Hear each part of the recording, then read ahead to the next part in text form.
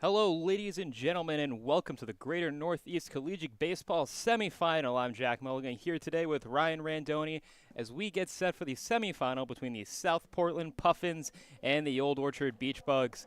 It's an exciting one here tonight. It is win or go home. The winner of this will be moving on to the finals, which will play the winner of the Bangor Babes versus the Woodchuckers. Sorry. Bangor and Augusta. Bangor and Augusta. I apologize. Sorry. There's a PA system going on. It's very loud. But as we get set for things here today, let's start things off with the lineups for your Old Orchard Beach Bugs. It'll be Quinn Dillon in left field, Caleb Constance in center field, Cole Whitehead in right field, Aiden Barclay at third base, Tommy Hennessy at shortstop, Liam Murphy at second base, Richard Gilboy at first, Isaac Jensen will pitching, and catching Dylan Furman. Moving on to the South Portland Puffins lineup, it'll be Josh Paleches batting first, followed by Gabe Harmon, Mark Ackelson, followed by David Swift, Zach Severston, Jeremiah Chessie, Gus Holland, Grady Hotham, Mason Frink, and Derek Martin. So as we get set for today's matchup, it's going to be an exciting one first. South Portland, the center fielder, Josh Polches against the pitcher, Isaac Jensen. So we start things off with Isaac Polches.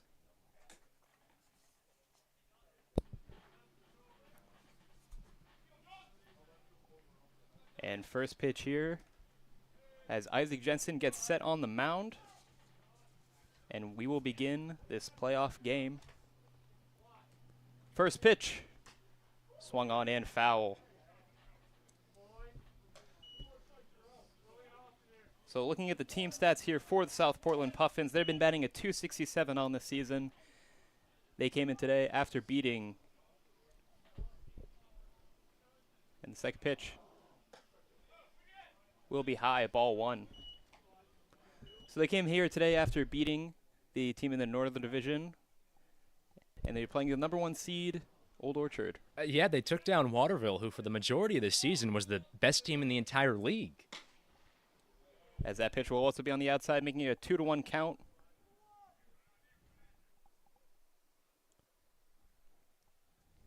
So Josh Polches, he was an all-star for the Puffins this season.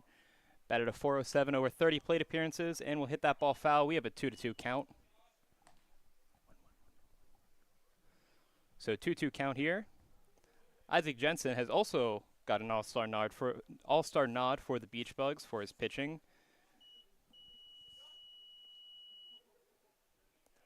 He comes from the University of Southern Maine. And that pitch will be hit ground ball to Aiden Barclay. Barclay will make the toss over to Gilboy, and that'll be the first out of the game. So Polches will go down on a 5-3, and that'll bring up Gabe Harmon. Batting second, the shortstop, Gabe Harmon. So Gabe Harmon up to bat now. He gets set number 4. And we are one out here already. 26 away outs from finding out who will be moving on to the finals of the GNCBL. The pitch will be high, and ball one.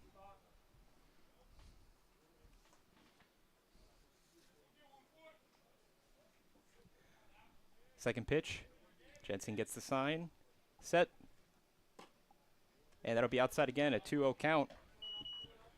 So the Puffins have been batting a .267. 96 hits on the season, 45 RBIs. Next pitch, swung on in, hit, but will go foul. 2-1 count. And it is a hot one here today. It's a very hot one. I think it was 90s probably in New Hampshire, maybe high 80s here, so a little bit cooler, but still it's pretty hot. It's supposed to be a heat wave for today, Thursday and Friday. Winner of this team will be playing on Saturday. Location to be determined. 2-1 count. Swung on in, hit. Will go deep. Cole Whitehead will not be able to make the grab. However, just barely that ball goes foul, and we head to a 2-2 count. Yeah, fortunate. Just a bit curving out, Jack, at the very end there. But, that was right towards the line, and if that gets down fair, that's going to sputter into foul territory. So it would have made it a very tough play. Yeah, Gabe Harmon, batting a .278 on the season, has the most plate appearances out of anyone for the Puffins. He's going up against one of the Beach Bugs' best pitchers that you expect to see. You want to see the top-level talent play here in the playoffs. So 2-2 count. Swung on and missed, and that'll be a strikeout for Isaac Jensen, his first of the game. And Mark Ackelson, the third baseman, will be the next one up to bat. Batting third, the third baseman, Mark Axelson. Mark Ackelson, a sophomore from Bentley University. He is the second most of plate appearances out of anyone for the Puffins. He's batting at .250 on the year, .357 OBS. And Isaac Jensen is getting ready for the sign.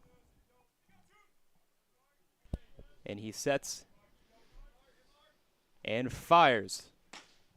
First pitch right on the outside, 1-0 count.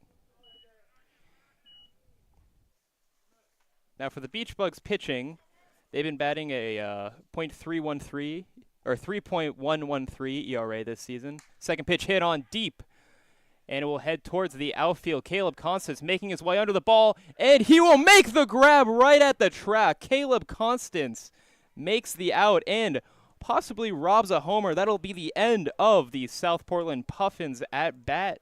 It'll go down 1-2-3, and it'll bring up the Beach Bugs. And as we get set for the Beach Bugs, we'll show you the lineup for the Beach Bugs. Beach Bugs lineup, it'll be Liam Murphy batting first, followed by Aiden Barclay, then Nick Frink, Richard Gilboy, Dylan Furman in the 5 slot, 6, Quinn Dillon, number 7, Tommy Hennessy, number 8, Regan Thomas, number 9, Cole Whitehead, and number 10, Caleb Constance. And then moving on to the South Portland lineup, it'll be Grady Hotham in left field, Josh Polchis in center field, Mason Fink in right, Mark Ackelson in third base, Gabe Harmon at shortstop, Derek Martin at second base, David Swift in first base, Gus Holland catching, and Sam Lowenstein pitching. Lowenstein also got all-star nods. Did not get all-star nods. I got that mixed up. So the Beach Bugs have been batting a .306 on the year. They'll be going against the Puffins' 3.081 ERA. And I think for the Puffins, the thing that they need to do to win this game is to stop the walks. It's what's been killing them, especially in their matchups against the Beach Bugs. As so far this season, the Beach Bugs are 6-2 against the Puffins. Double the amount of walks given up by South Portland compared to Old Orchard in this series head-to-head. And the amazing thing is, most games, South Portland has out-hit Old Orchard in this series. So it'll be Liam Murphy first at the bat, as we still have a little bit of time between warm-up pitches. Sam Lowenstein from Colby College, he had 4 appearances this year, 12 innings pitched, and he had a 1.67 ERA. Liam Murphy facing off against Sam Lowenstein. So Liam Murphy just graduated high school, getting set to go to Washington University. He's batted a .346 on the season. Lowenstein a sub-2 ERA. And the first pitch will be swung on and hit foul. And will hit right off the bench, making a loud bang. I mean, fortunately, there's no fans on the bench right now, so. No, there's a little bit of a break. net behind home plate. That's where most of the fans are gathering. Or outside, you can see a few of them in the parking lot. Nice benches. As Lowenstein gets set, pitches, and that next pitch will be hit on the ground and a foul ball. So an 0-2 count early for Liam Murphy. Liam Murphy with a 4.17 on-base percentage for the season. He's got a very wide stance as he's getting ready for the pitch. Swung on and missed, and Liam Murphy will strike out. That'll bring up Aiden Barclay. So a strikeout for Lowenstein to start the game off, as the Puffins will pass the ball around. And Aiden Barclay will be next up to bat. Barclay batting third base for tonight's game. From Deerfield Academy, just graduated. Getting set to go to Cornell University, another D1 school. First pitch, swung on and missed, strike one. Barclay batted a .333 over 70 plate appearances for the Beach Bugs this season.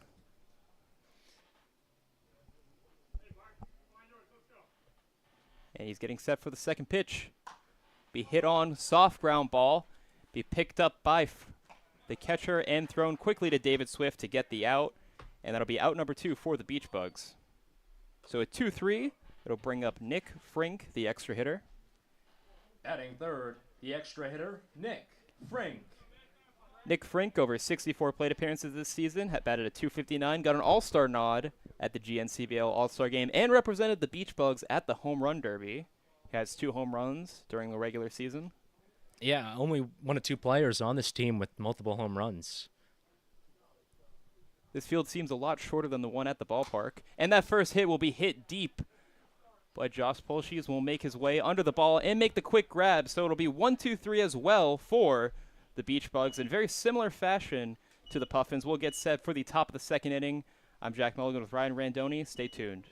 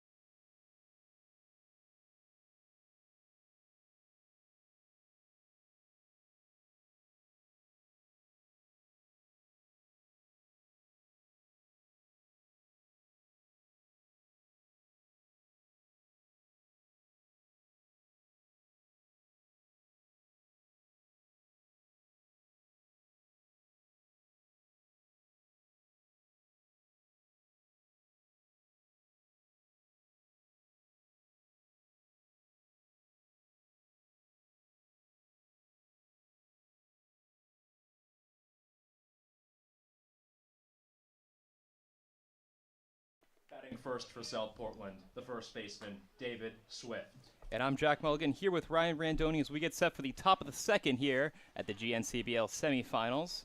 David Swift will get set to take the mound for the South Portland Puffins. David Swift is also an all-star this season. Batted a .200 over 36 plate appearances. Isaac Jensen still on the mound after going 1, 2, and 3 for the Beach Bugs. First pitch will be a ball, so 1-0 count for David Swift. Had that first home run at the ballpark a couple weeks ago. Yeah, he hit it right over the Bill Dodge sign. Second pitch swung on in, will be grounded through the infield. That'll be the first base hit of the game. It'll go to the South Portland Puffins, and they'll have a man on first base, as it'll bring up Zach Severston. Yeah, I mean, you got to be happy with the contact you're getting off Jensen if you're South Portland here. Already had that pop out to center that almost was a home run, but robbed. Now a good hit up the middle. So Zach Severston goes to the University of Charleston, all the way in North Carolina. Once again, I keep mentioning it, but was an all-star this GNCBL year. First pitch attempts a bunt, but will take it for a strike. So over 40 plate appearances, batted a .250 with 16 hits and a .357 on base percentage. Rising sophomore. Second pitch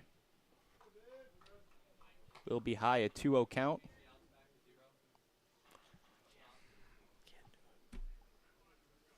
So 1-1 count here.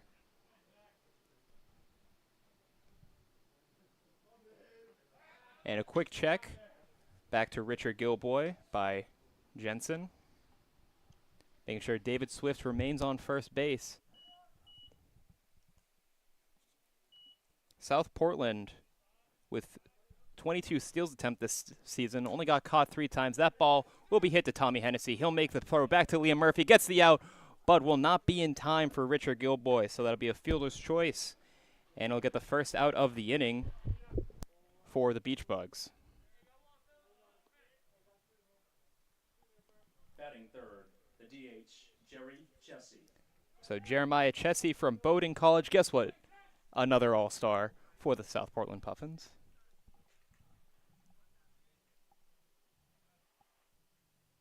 As he gets set all the way in the very back of the box, his foot's touching the white chalk.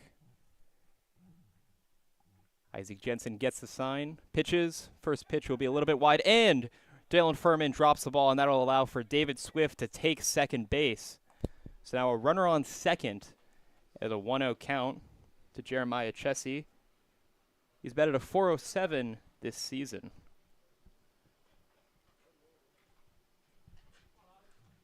And tensions are high here. Change of location for today's game. We could not play at the ballpark, so we're playing at the home of the Sebago Slam and Salmon. Yeah, and South Portland played here a couple days ago, or they played at Thomas College, but they played here Sunday against Sebago in their last game of the regular season. Yep. Isaac Jensen's pitch will come in for a strike. So a lot of moving around. Beach Bugs finished first in their division to earn the home game and a first-round bye. This pitch we hit softly all the way back to the pitcher. He'll make the quick throw to Richard Gilboy, and that'll be out number 2. David Swift chooses not to try to steal and take third base off that soft grounder. Batting for the catcher, Gus Holland. So Gus Holland up now. Gus Holland, another all-star for South Portland. Batted a .308 on the year. Over 27 plate appearances, a junior at the University of Southern Maine.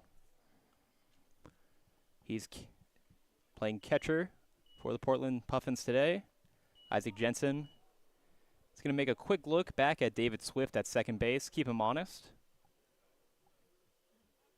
As he wipes the sweat off his forehead. Is, like I said, folks, a very hot game out here today. Probably in the 90 degrees at least. Looks back at David Swift. The pitch will be low for a ball, 1-0 count.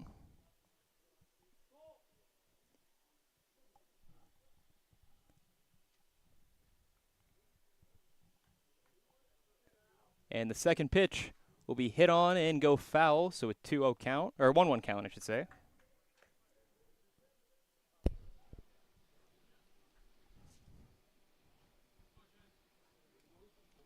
So Gus Holland with a .333 on base percentage this season. Isaac Jensen once again looks back at David Swift at second and pitches. That ball will be hit softly to Liam Murphy. He'll make the grab quickly over to Gilboy, and that'll end the second inning, leaving David Swift stranded at second base. And that will bring us to the bottom of the second inning. It'll be Richard Gilboy, Dylan Furman, and Quinn Dillon up for the Beach Bugs. I'm Jack Mulligan here with Ryan Randoni on the GNCBL network. Stay tuned.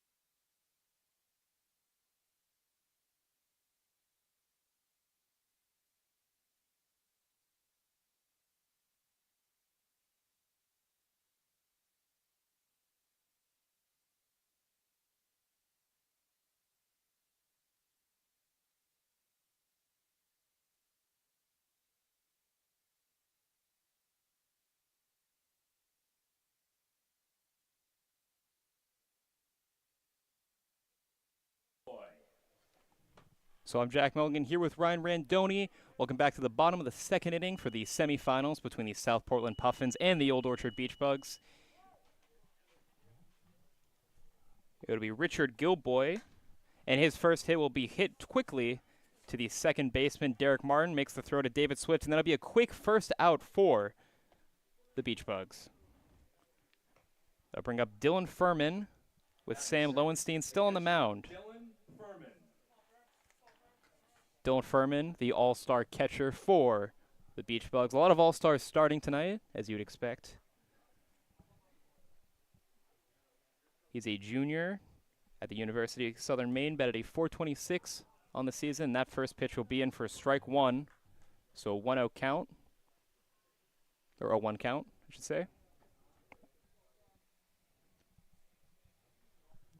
Second pitch will be hit quickly to Mark Ackelson. He'll make the throw over to David Swift in time, and that'll be the second out of the inning. So 2 grounders for the Beach Bugs, and 2 grounders lead to 2 outs. As it'll bring up Quinn Dillon, the left fielder. Batting third, the left fielder, Quinn Dillon. Quinn Dillon from the Southern Maine Community College. Another all-star for the Beach Bugs. Batted a .400 over 50 plate appearances this season. First pitch will be low for ball 1.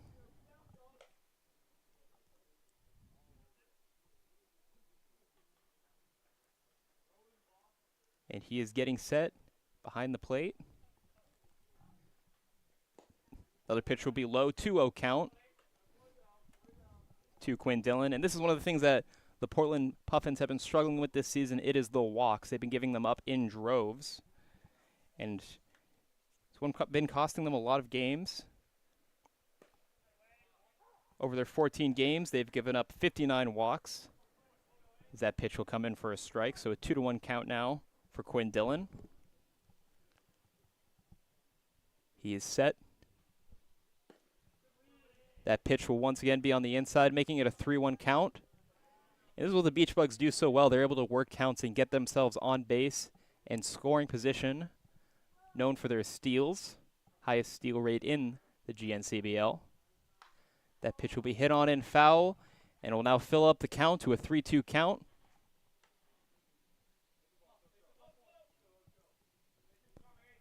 So 3-2 count for Quinn Dillon.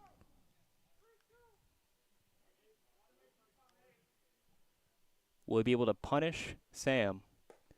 That pitch will be low, making it a walk. And that'll get the Beach Bugs on base for the first time in this game, bringing up Tommy Hennessy, the shortstop.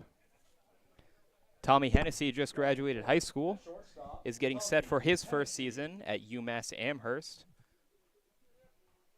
Over 63 plate appearances, batted a .231. On base percentage of .349. And in a crucial at-bat here in the bottom of the second. First pitch will be on the outside.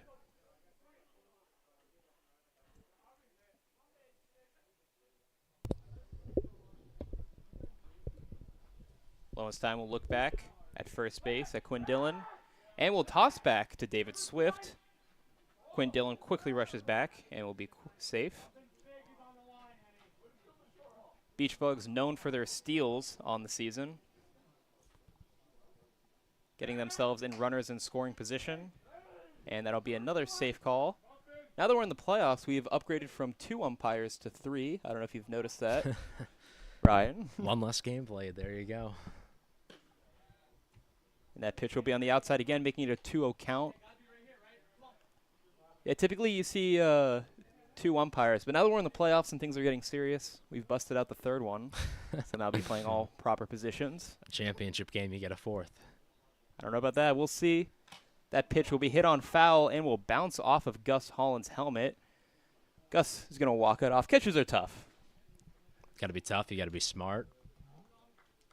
A 2-1 tough job count. to play. 2-1 count to Hennessy. University of Southern Maine. He has 7 walks and 6 strikeouts on the season. As that ball will be hit foul and will miss the cars in the parking lot. This is a dangerous game to park at. Yeah, that was close to a couple of cars. Came up short, though. I'm hoping they have insurance here at St. Joseph's College. And the pitch will be on the outside, and the count fills up once again. So a similar position that we saw in Quinn Dillon's at-bat. Will Hennessy be able to work the walk and get runners at first and second? Or will he get more or less? To be determined. As Sam Lowenstein delivers, and that ball will be hit foul. On the full count, Quinn Dillon tries to steal the second, as you'd expect, Ryan. Yeah. And this team overall, just a lot of stolen bags, Jack. Most in the league at 65.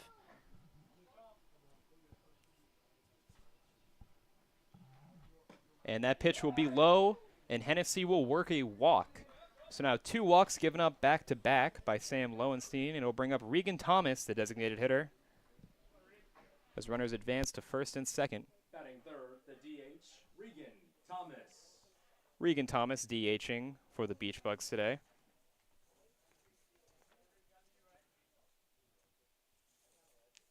Regan Thomas had 14 at-bats this season with 3 hits and 3 RBIs, so not many at-bats, but they were very effective at-bats.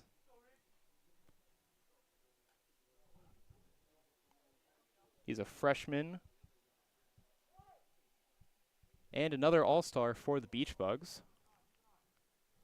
As they'll check on runners on first and second. That first pitch will be hit high and is going into no man's land a little bit, but Zach Severson will make his way under the ball and get the out. So runners will be stranded for the Beach Bugs. And that'll bring us back to the top of the third with Grady Hotham, Mason Fink, and Derek Martin for the Puffins. Stay tuned. I'm Jack Mulligan with Ryan Randoni on the Beach Bugs Network.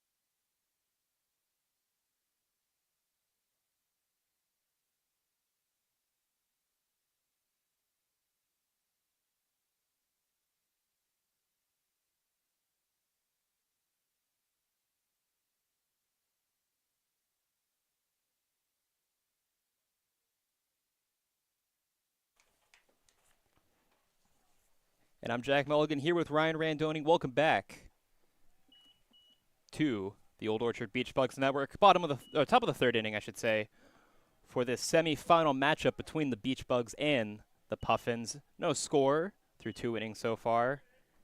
As Grady Hotham is up to bat and will take his first pitch for a ball. Grady Hotham, a junior, entering the transfer portal. Had 26 plate appearances this season and batted a .320. Second pitch will be hit over to Hennessy, and he will make the quick toss over to Richard Gilboy to get the out. So a very low-scoring affair here. I was about to say at the ballpark, but we are not at the ballpark today. We are at St. Joseph's College. Larry Mahini Diamond. Batting second, the extra hitter, Mason Fink. And that'll bring up Mason Fink, the extra hitter for the Puffins. Freshman at University of Southern Maine. And the pitch will be low for a ball, 1-0 count. Isaac Jensen will take the mound for the third inning. An all-star nod, one of the Beach Bugs' top pitchers this season. Second pitch will be hit grounded once again to Hennessy, and Hennessy will make the toss to Richard Gilboy. He'll make the easy grab, and that'll be another 6-3. Bring us to Derek Martin. So Hennessy doing some work so far in the top of the third. Batting third, the second baseman, Derek Martin. And Derek Martin of Thomas College will be the next one at to bat.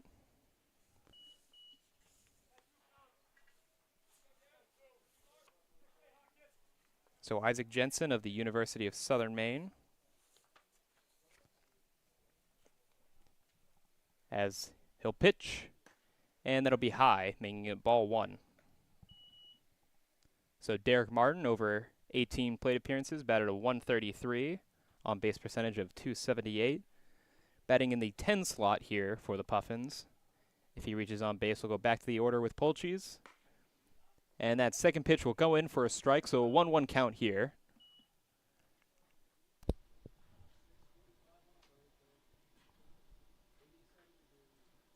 Isaac Jensen getting the call from Furman. Pitches, and that will be swung on. Very low pitch.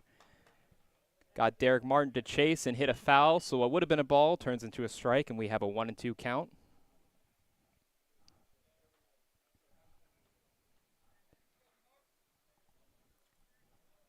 Isaac Jensen, he's been swiping his forehead almost every single pitch. It is very hot here today in Maine.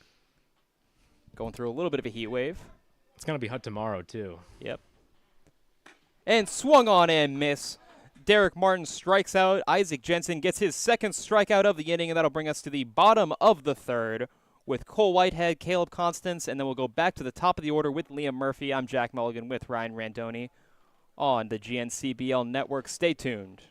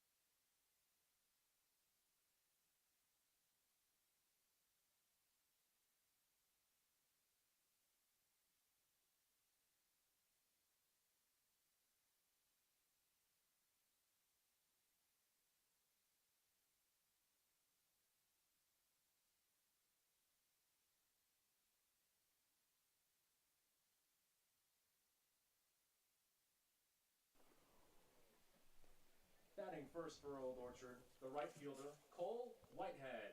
And I'm Jack Mulligan here with Ryan Randoni. Welcome to the bottom of the third of this semifinal between the Beach Bugs and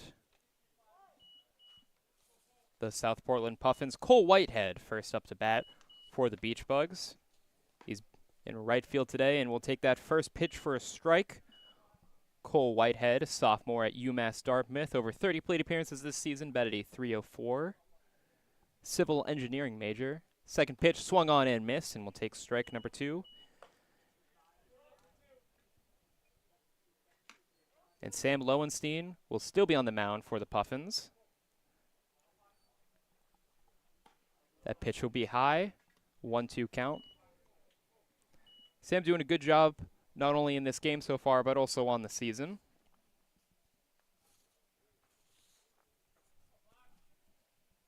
He's pitched a 1.67 ERA. So that pitch will be on the outside, making it a 2-2 count for Cole Whitehead. Has yet to give up this hit this game. And that pitch will be high. So what started off as an 0-2 count quickly becomes a favorable hitter's count with the 3-2. And Cole Whitehead looking to punish and get the first hit for the Beach Bugs. The pitch will be called strike 3 against Cole Whitehead. And Caleb Constance will quickly take his place. Batting second, the center fielder, Caleb Constance.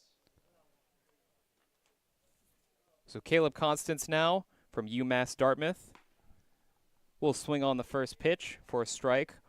Went to high school in Bridgerton Academy in Maine, which is right next to Old Orchard Beach in Saco. So he's very familiar with the area. 0-1 count. Pitch will be high. Caleb Constance also got an all-star nod. So 1-1 count.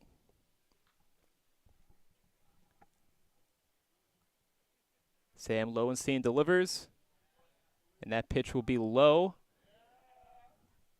They want to check in on the first base umpire. He says no swing. So a 2-1 count.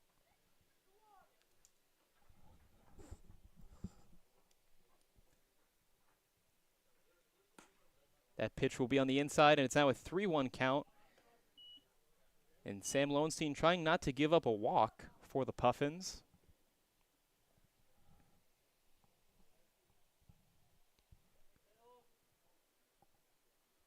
Three-one count. That'll be way high. And Caleb Constance will get on the board with a walk. So batter now in base running position as we'll go back to the top of the order with Liam Murphy. Liam Murphy with a strikeout in the top of the first inning. Batting third, the second baseman, Liam Murphy. Liam Murphy, one of the few left-handed batters for the Beach Bugs. We'll see if that play to his advantage. At this ballpark, the left field wall is very short compared to the center and right field side. First pitch we swung on and hit. Gabe Harmon will make the grab, takes it to himself, and will get the double play for the Puffins to quickly end the inning. So a nice double play from Gabe Harmon over to David Swift will end it for us in the bottom of the third. We'll head to the top of the fourth. It'll be the top of the order for the South Portland Puffins. I'm Jack Mulligan with Ryan Radendoni. Stay tuned.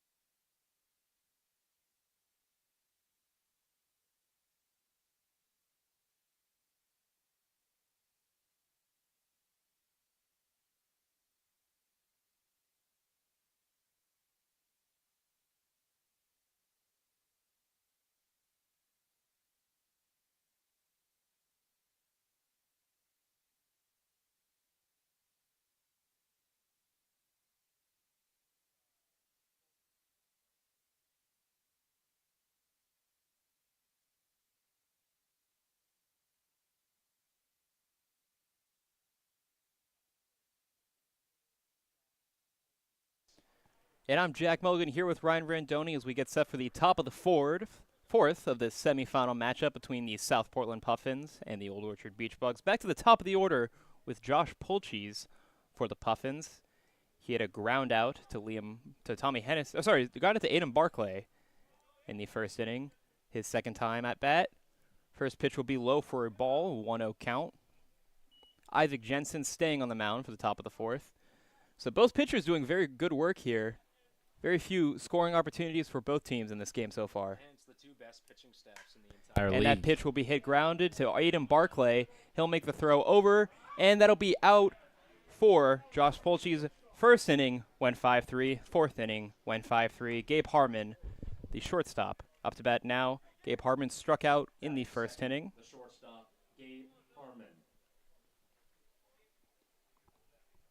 And Gabe Harmon looking to get some revenge on Isaac Jensen. The question is, did he get any information from his first strikeout that could help him here in the second? And the pitch will be high for ball number one. Gabe Harmon from Babson College, as mentioned before, has the most plate appearances out of anyone for the Puffins. And the pitch will be low, so 2-0 count now.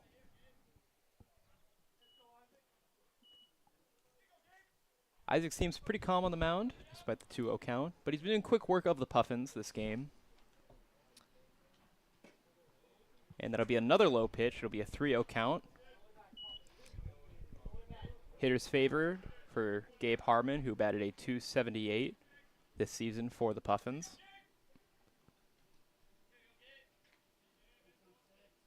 And the pitch will be on the inside, and a 4-pitch walk to Gabe Harmon will get him on to first base, bringing up Mark Ackelson, the third baseman. Batting third, the third baseman, Mark Axelson. Mark Ackelson from Bentley University almost hit a homer in the first inning, but a nice grab from Caleb Constance at the wall kept it in the park and got him out the second out of the inning. Richard Gilboy playing tight to that first base line, worried about a Gabe Harmon steal, as that first pitch will be low for a ball. And again, it's not a team that steals the ball much at all, Jack, when you look, or steals the bags when you look at it. 22 stolen bases combined this season. Yeah, but they have a very strong percentage when stealing. They've only been caught 3 times. And that pitch will bounce in the dirt, 2-0 count. So Isaac Jensen trying to get the ball into the zone, struggling a little bit, has thrown 6 straight balls. As he'll look back at Polchis at first, or sorry, at Harmon at first. And that pitch will be called in for a strike. Calm the nerves of Jensen a little bit.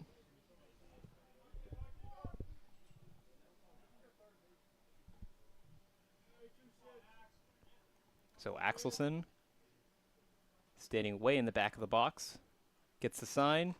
And another ball in the dirt from Jensen makes it a 3-1 count.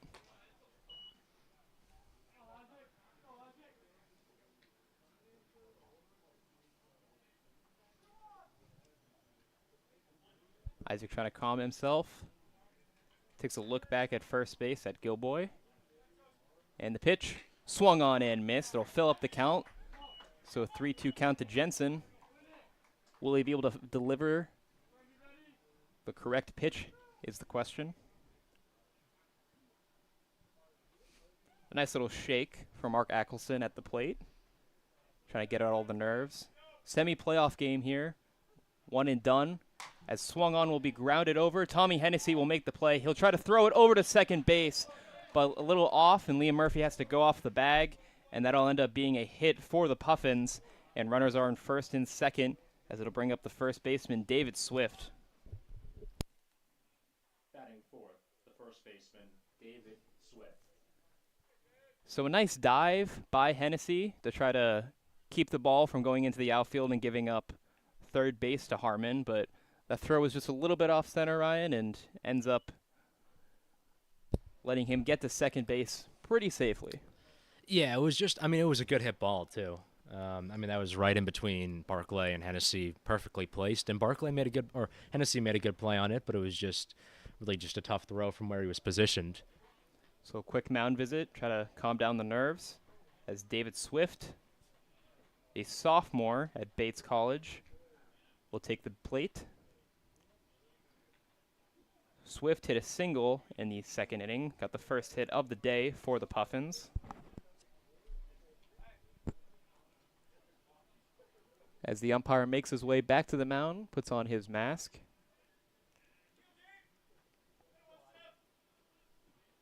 And Swift steps into the box. So Jensen, after a quick mound meeting, takes a look back at second base. First pitch will be on the inside for a ball, 1-0 count. And typically it's the Puffins that are giving up the walks, but so far it seems like the Beach Bugs have taken that role a little bit.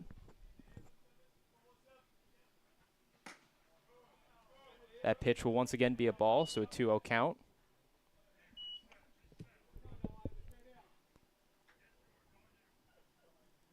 Isaac getting some encouraging words from his dugout. Looks back at second a few times. The pitch swung on and missed. David Swift will take that for strike one, 2-1 count. And Swift will step out of the box for a second and try to compose himself.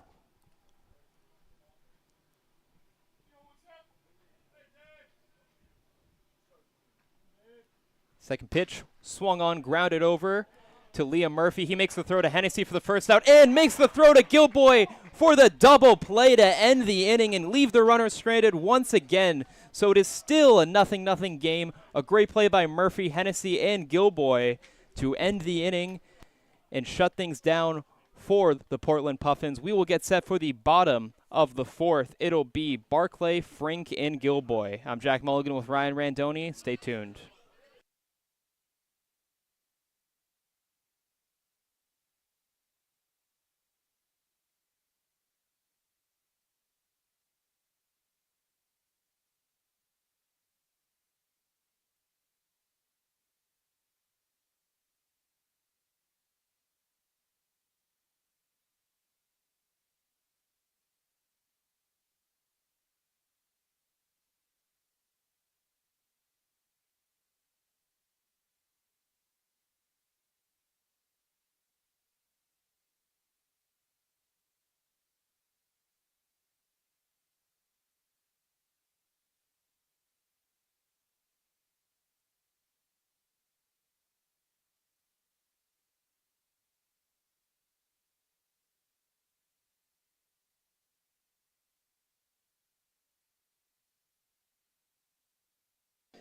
And as we said, get set for the bottom of the fourth, I want to take a quick second to thank our sponsor, Pat's Pizza in Scarborough.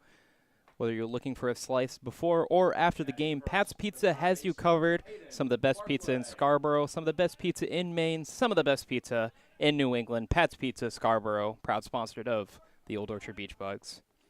So Sam Lowenstein will come in for the bottom of the fourth, staying in. He's made quick work of the Beach Bugs, yet to give up a hit as Aiden Barclay will be up to bat. First pitch will be in for a ball. Aiden Barclay getting set for his freshman season at Cornell University. Pitch will be swung on and hit foul for a strike, 1-1 count. So the Beach Bugs struggling to get on base here, Ryan. Yeah, I mean, they've had a couple opportunities, but, I mean, overall not much. And it's kind of a contrast from Sunday where the problem was getting on base but not really capitalizing on it. And that pitch will be low, making it a 2-1 count.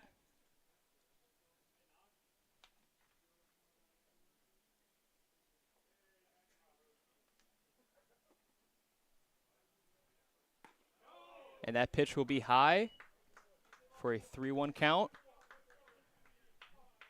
Barclay getting some words from the manager to take ball 4. As we know, the Puffins are kind of known for giving up a lot of walks. That's probably the game plan that the Beach Bugs had coming into this game. The pitch swung on and miss, 3-2 count. The Beach Bugs are 6-2 against the Puffins during the regular season, but none of that matters now here in the playoffs during the semifinals. And the pitch, we swung on and hit past Gabe Harmon, and that'll be the first base hit for the Beach Bugs. It'll be a single by Aiden Barclay, and the no-hitter is now thwarted in the bottom of the fourth, as it'll now bring up Nick Frink, the extra hitter. Batting second, the extra hitter, Nick Frink.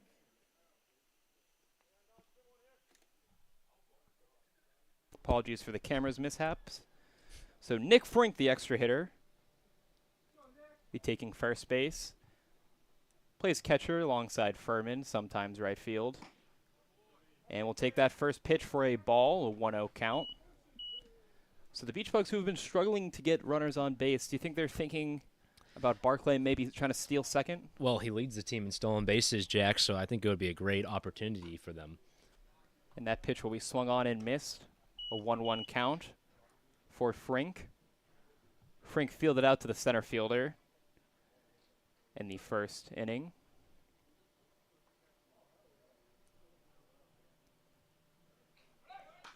And right on cue, Barclay attempts to steal second, but Frink hits that ball foul, makes it a 1-2 count. And Barclay will have to make an unfortunate trip back to first base. It's always sad when you try to steal and then you hit teammate hits a foul ball. It happens a lot too, Jack. It seems to happen more often than not. So with the 1-2 count, After the attempted steal, Lowenstein will throw to Swift, try to keep Barclay at first. Barclay picking up signs from the third base coach on what to do.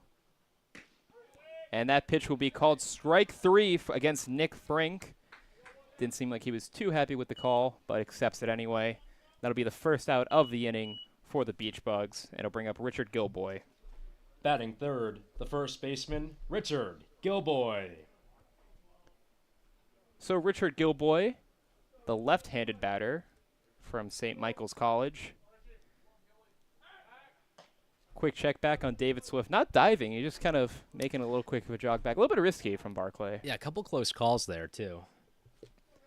So with Richard Gilboy, I got to bring up, I kind of bring it up every single week.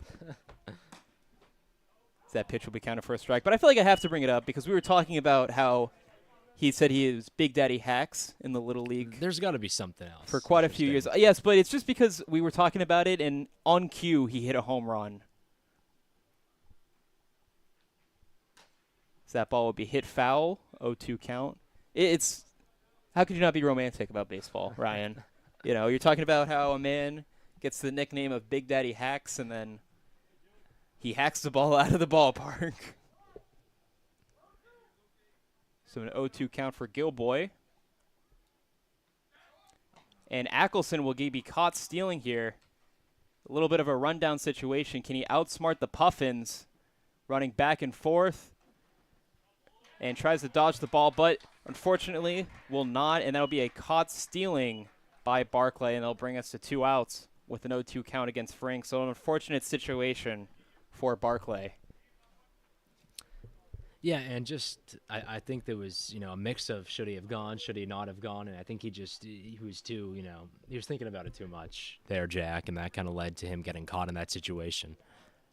Yeah, the Beach Bugs, who had over a 91% success rate when stealing, gets caught stealing there, and Richard Gilboy will hit it softly to Derek Martin. He'll make the throw back to David Swift and get the out of the inning. So 3 up, 3 down, and a little bit of a mix-up will bring us to the top of the 5th inning. It'll be Zach Severston, Jerry Chessie, and Gus Holland for South Portland. I'm Jack Mulligan with Ryan Randoni on the Old Orchard Beach Bugs Network.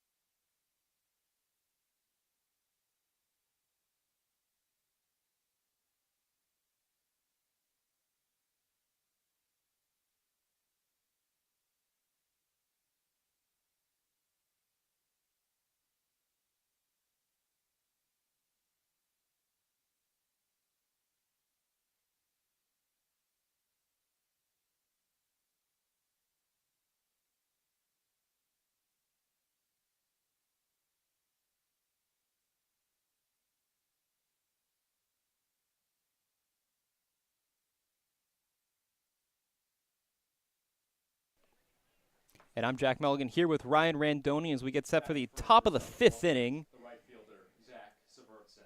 As Zach Severston will be the first at-bat for South Portland.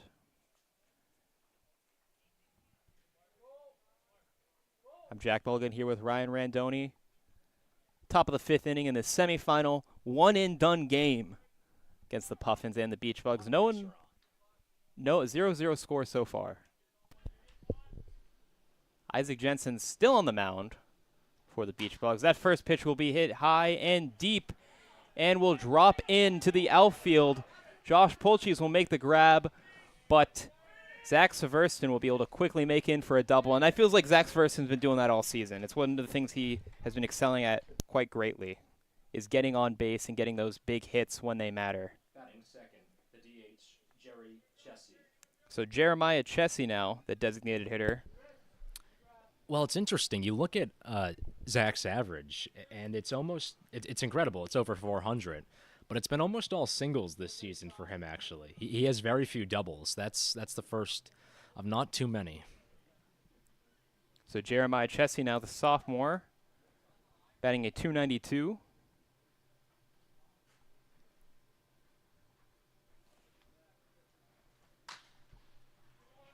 That ball will be hit softly to Tommy Hennessy, and he will make the grab to get the first out of the inning.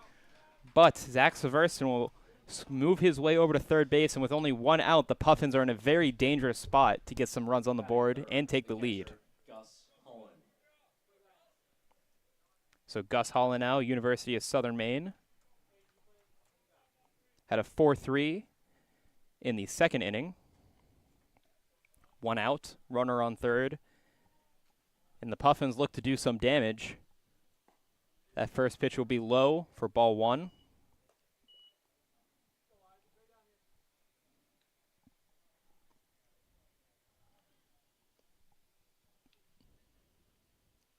The pitch swung on and missed, strike one. And the Puffins had some scoring positions so far this game, but this feels like their best spot yet. 100%. I mean, it's the first time a guy's been on First time a guy's been on third base. And the pitch will get by Dylan Furman, and the quick run-in from Jeremiah Chessie will get the first run across for the South Portland Puffins, and they are now on the board 1-0 against the Beach Bugs. With a 2-1 count against Gus Holland. And if the Portland Puffins can keep this up, they will be reaching the finals of the GNCBL. Yeah, and that's just an unfortunate, way to allow the run, Jack, especially in such a big-time game. Yeah, both teams have been quite high in their averages and with their runs scored, but here in the playoffs, we got a really close game. Puffins won their previous game 13-7, if I'm correct. And it was against a team that had arguably been the best team in the league for the majority of the season in Waterville. 3-1 count. And that'll be ball four, so Gus Holland will take first base in this 1-0 game. So neither the South Portland Puffins... Fourth, the left fielder, Grady Hotham. Grady Hotham in the transfer portal. I was about to say, neither the Puffins nor the Beach Bugs have won a title here in the GNCBL. I mean, it is the Beach Bugs, only their second season in the league. But both Puffins' teams, first season. Yeah, Puffins' first season as well. So that first pitch will be a strike. You know, only one team out of the current six actually has a title in the GNCBL. That would be Bangor. Yeah, last Bangor. year. They beat your Beach Bugs in the finals last year. Beach Bugs looking for a redemption and get their way back to the finals, as that pitch will be hit softly into no man's land and will drop in for a single, and runners will advance. So only one out here. Gus Holland on second and Grady Hotham on first. It'll bring up Mason Fink. Batting fifth, the extra hitter, Mason Fink. And South Portland now trying to take control of this game and send the Beach Bugs packing. As Mason Fink, 0 for 1 today. Be up to bat now.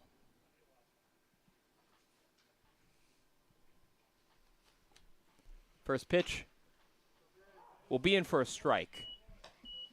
That'll hopefully get things going for Isaac Jensen, who has been struggling a little bit within these last two innings. Yeah, and this really feels like, it's the pivotal moment of the game here, Jack. Fifth inning. Old Orchard really has to mitigate this damage. That ball will be hit softly to Tommy Hennessy. He'll make the grab himself to second base and make it over to the throw to Richard Gilboy to get the out. So a double play will get the Beach Bugs out of the inning, but not before giving up a run. It is now South Portland in the lead, 1-0 here. Heading into the bottom of the fifth, I'm Jack Mulligan. I want to thank everyone who's been watching the broadcast, as I'll be moving over to the color side, and Ryan Randoni will be taking us home. Stay tuned here on the GNCBL network.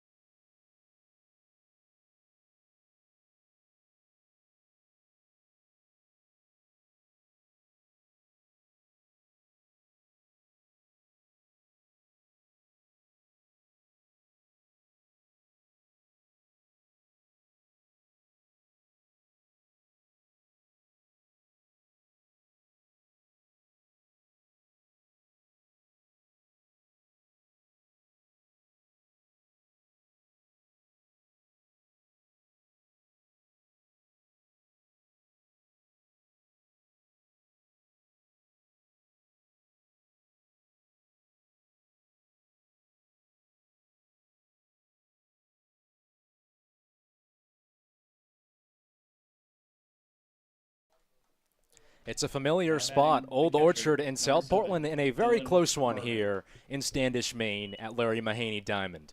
Alongside Jack Mulligan, I'm Ryan Randoni. Dylan Furman batting first for Old Orchard Beach. Up against Sam Lowenstein. The pitch is bounce foul. Furman's 0 for 1 so far today as the catcher with a ground out to third base. Really been a strugglesome day in terms of contact for Old Orchard. Only one hit so far. Was Aiden Barclay in the fourth. The pitch is light bouncer right towards the mound, but it's foul.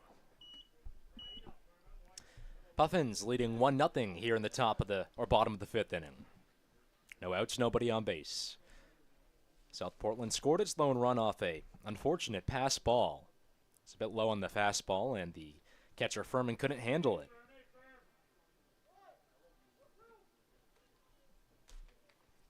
The pitch is golfed into right field. It's down for a hit, and Furman's on base. Well, Furman, just such a consistent guy this season in terms of hitting the ball. Has had hits in all but 2 games this season. It's netted to him the best average on this team at near 450. Now batting the left fielder, number 8, Quinn Dillon. So Furman being held on at first, and it brings up Quinn Dillon as the second best average on this team, also in the 400s. Righty on righty. First pitch. Taken in the zone for a strike.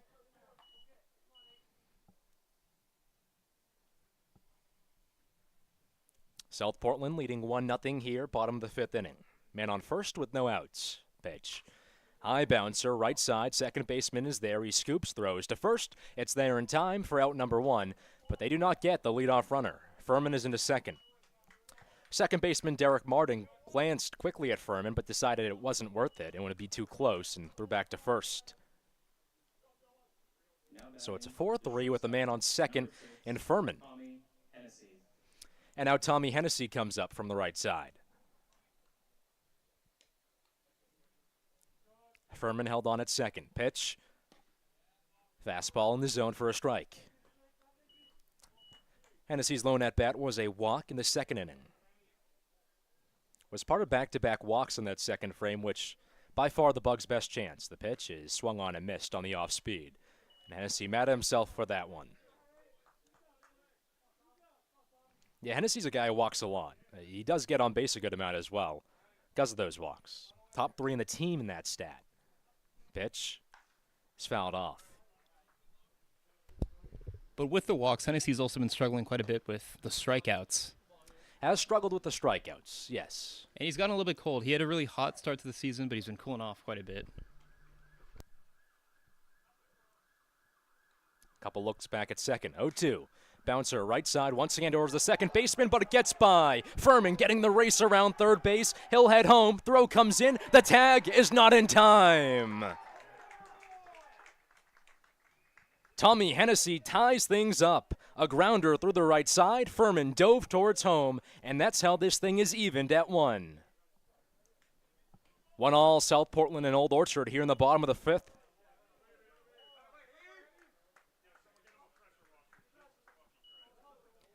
Hennessy had a big game last time out against Augusta. Had a triple in that game. Another big RBI here today. Now he stands on first in a 1-all game. And it brings up the DH, Regan Thomas. Throw back to first. Oh, it was almost off the mark. A little bit high. And you wonder if Lowenstein's maybe a bit rattled now.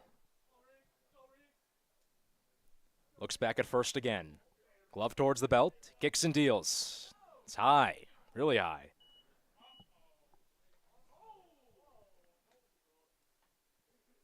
And we're really close to the dugout here at third baseline for the Beach Bugs. They are now chirping now that they got on the board and tied the game up. There's been a lot of chirping this season between these two sides. Throw back to first. Tag. Not there in time. It was close. Well, already one caught stealing today. Came last inning after Aiden Barclay got on base thanks to a single. Was tagged out. The pitch. High again. Barclay, the leader in this team in stolen bags, but could not get that one. Was caught in a pickle. Hennessy again taking his lead and being held on. The pitch. Inner edge for a strike. Got a late call there. 1-all game here, bottom of the 5th. 1 out so far, man on first. The pitch. High gets away from the catcher. Hennessy's thinking of going, but he won't. He was shuffling back right and left, but decided last minute to stay at first. I think the Beach Bugs might be a little bit of gun shy after they got caught stealing in the previous inning.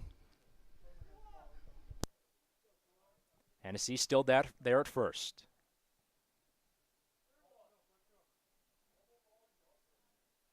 Pitch. It's ball 4, inside. Thomas at first, Hennessy at second. Just 1 out here, bottom of the 5th. Now batting the right fielder, number 5, Cole Whitehead. And now the infield is collapsing on the pitcher, Sam Lowenstein.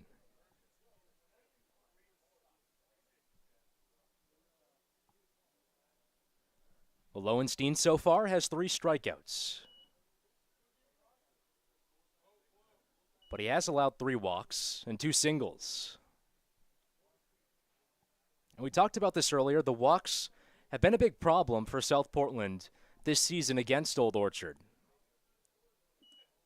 A couple of games or actually the majority of games, they've allowed 5 walks, at least, in those games. That's cost them. In most games, though, they've either tied or led in the hits category with Old Orchard. I mean, the Puffins are currently leading 4-3 on the hits counter. As they have in most games. The last doubleheader a week and a half ago on Tuesday, South Portland lost both games, but they did lead the hits category in each of them. Now runners at first and second, corners playing in. The pitch. A little bit inside. It's Cole Whitehead up at bat.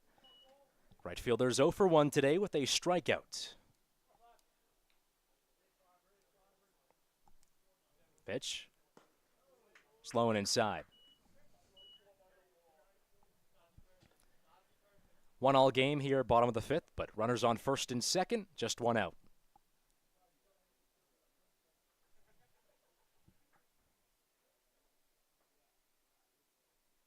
Two-0.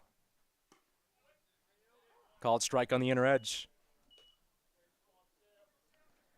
Whitehead just a rising sophomore at UMass Dartmouth. Not to be confused with Caleb Constance, who is a rising senior at UMass Dartmouth. Pitch. Called strike inner edge again. And ironically enough, they're batting back-to-back here in the lineup. They typically bat back-to-back as well. Both towards the end of the lineup. The UMass Dartmouth bond. 2-2. Swing and a miss, strike 3. Heater bit high, but it was right down the middle, and it gets him swinging. That's the second out of the frame and the fourth strikeout for Lowenstein. Now batting the center fielder, number 13, Yeah, Caleb Constance. there's a couple of confusing, you could say, pairs as Caleb Constance now comes up to bat.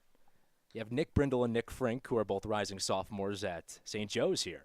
The pitch, high and inside.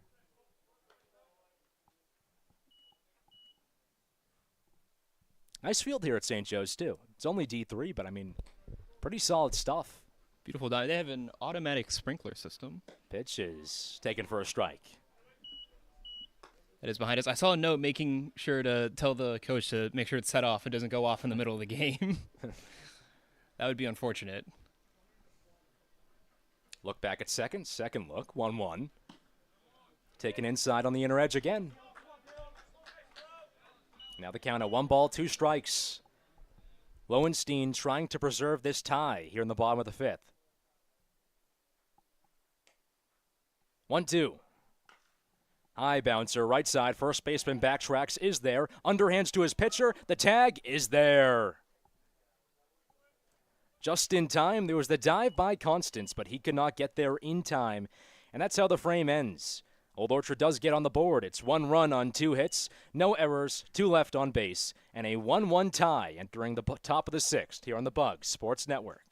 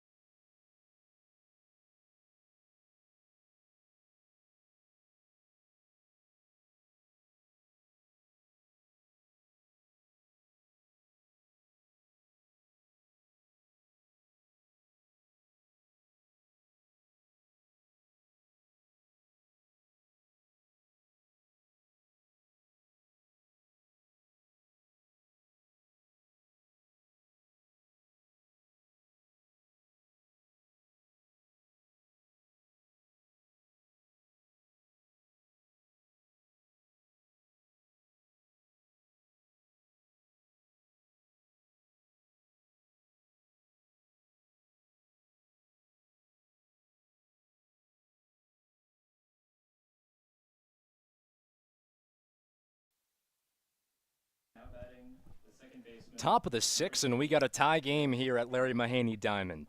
Alongside Jack Mulligan, I'm Ryan Randoni. It was 1-1. Both teams scored once in the 5th.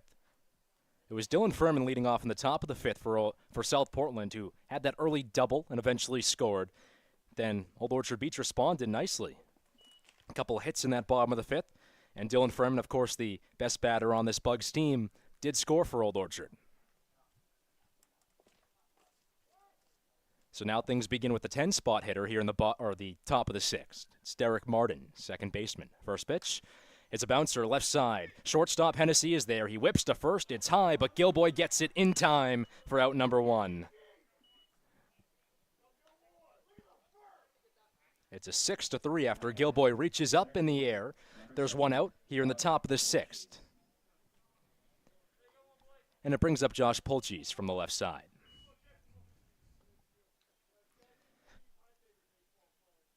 Polchis is 0 for 2 so far today, with a couple of groundouts.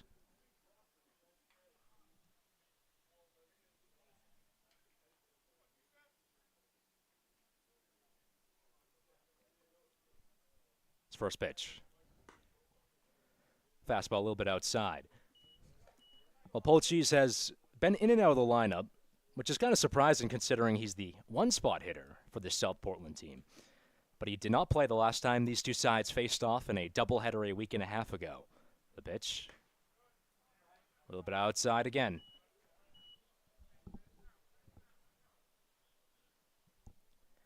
One game here, top of the 6th. Winner goes to the GNCBL championship game on Saturday. The pitch. Fouled back. Each team has scored once. That came in the 5th inning.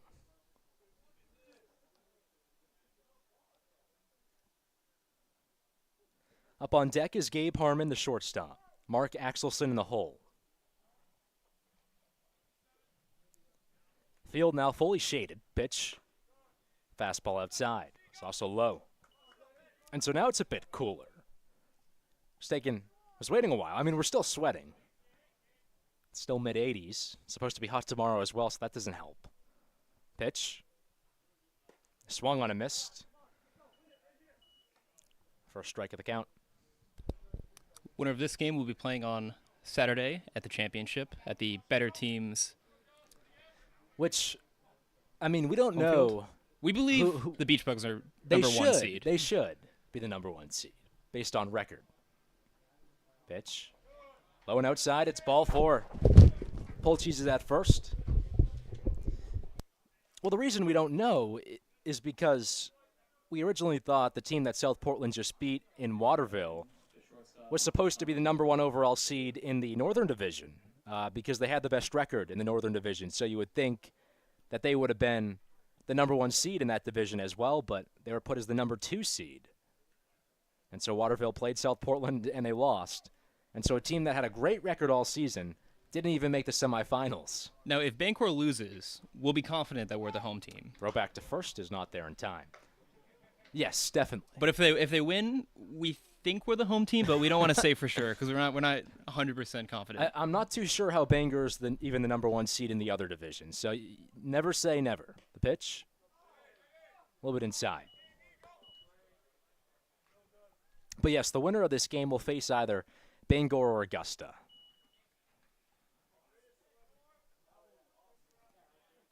Jensen keeps looking back at first.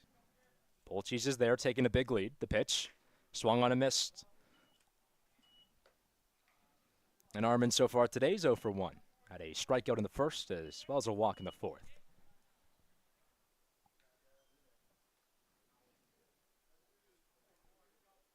Throw back to first again. Tag is not there in time.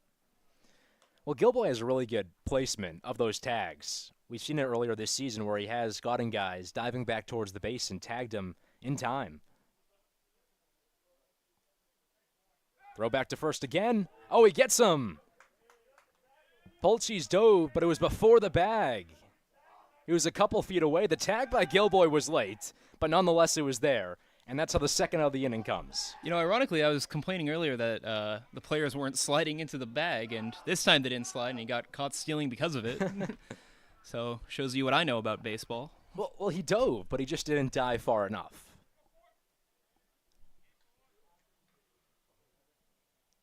One. Fastball edge of the zone.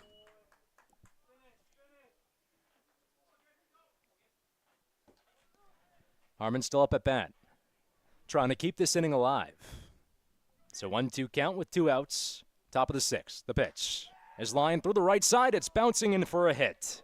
Harmon takes his place on first. It's the second hit of this inning.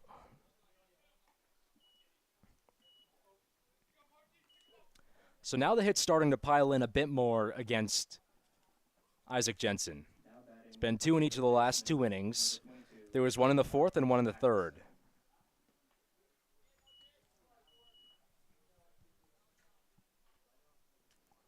And so it brings up Mark Axelson. He's a rising sophomore at Bentley. Jensen again looking back at first. Pitch. Fastball taken for a strike.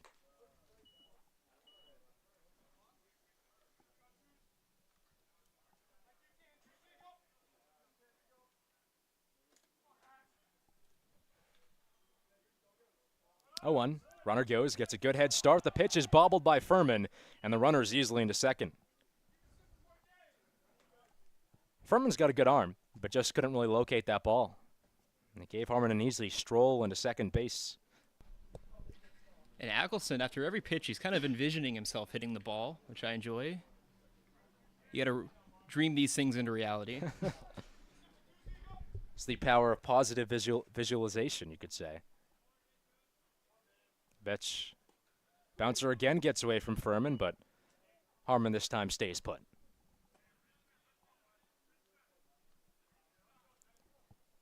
Bugs and Puffins tied here at the top of the 6th. 2 outs with a runner on second.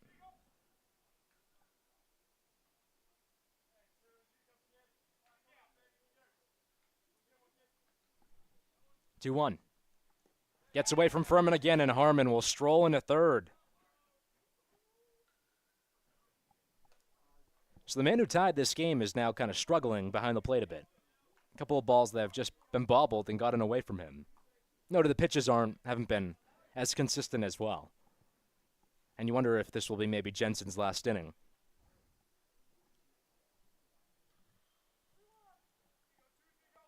It's a 3-1 count. Pitch. Swung on and missed. And the count full. Looked like he wanted to hold off at that one at the last second, but then went through. That is the power of physics. Unfortunately, nothing positive mentality can beat. Payoff. Bouncer right towards the middle. It's fielded by Murphy. Throws over to first. It's there in time for out number 3, and the Bugs escape the frame without any damage. It's back-to-back hits by Polchis and Harmon, but no damage is done. It's no runs on on 2 hits, no errors, 1 left on base, and it's still a tie game entering the bottom of the 6th here on the Bugs Sports Network.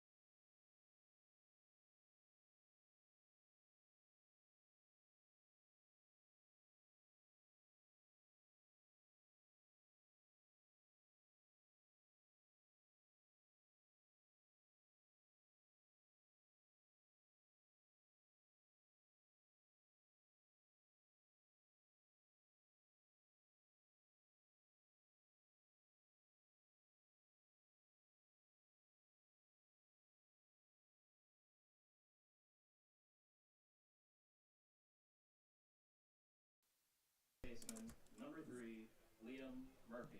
Still a tie game here in the bottom of the 6th inning. Alongside Jack Mulligan, I'm Ryan Randoni. It's 1-1 between South Portland and Old Orchard Beach, and Liam Murphy up at bat as the one-spot hitter. So for 2 so far today. Strikeout and a groundout. Lefty's first pitch is bounced left side. It's a fair ball. Third baseman fields it. He drops it, gets it back again, throws to first. It's not there in time.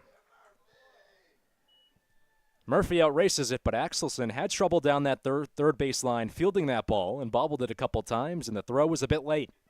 Now batting, the third baseman, number 9. So here in the top of the or bottom of the 6th, Murphy is on first base with no outs.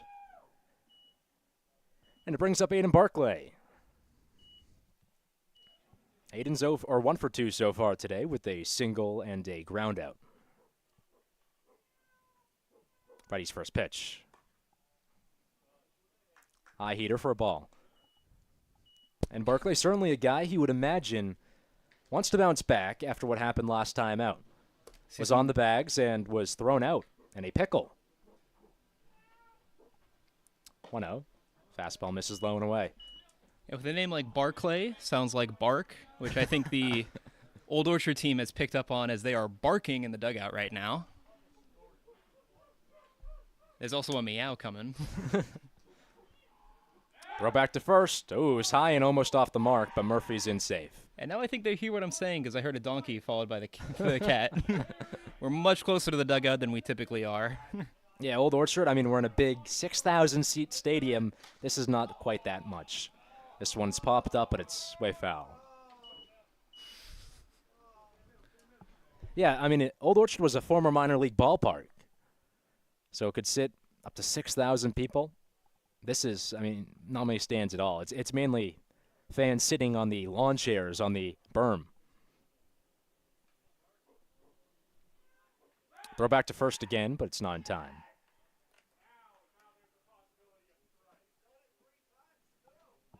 Yeah, I got a couple fans sitting on the lawn chairs, also the picnic tables. Pitch. It's fastball low. Down to 3 balls and 1 strikes here in the bottom of the 6th. And one thing I want to point out is the impressiveness of both pitchers from Portland and the Beach Bugs. Both have stayed in for at least 5 innings so far. 3-1. Taken for a strike. They mentioned has a 4.8 GPA in the dugout, and that's true. Rising freshman at Cornell, so pretty smart guy.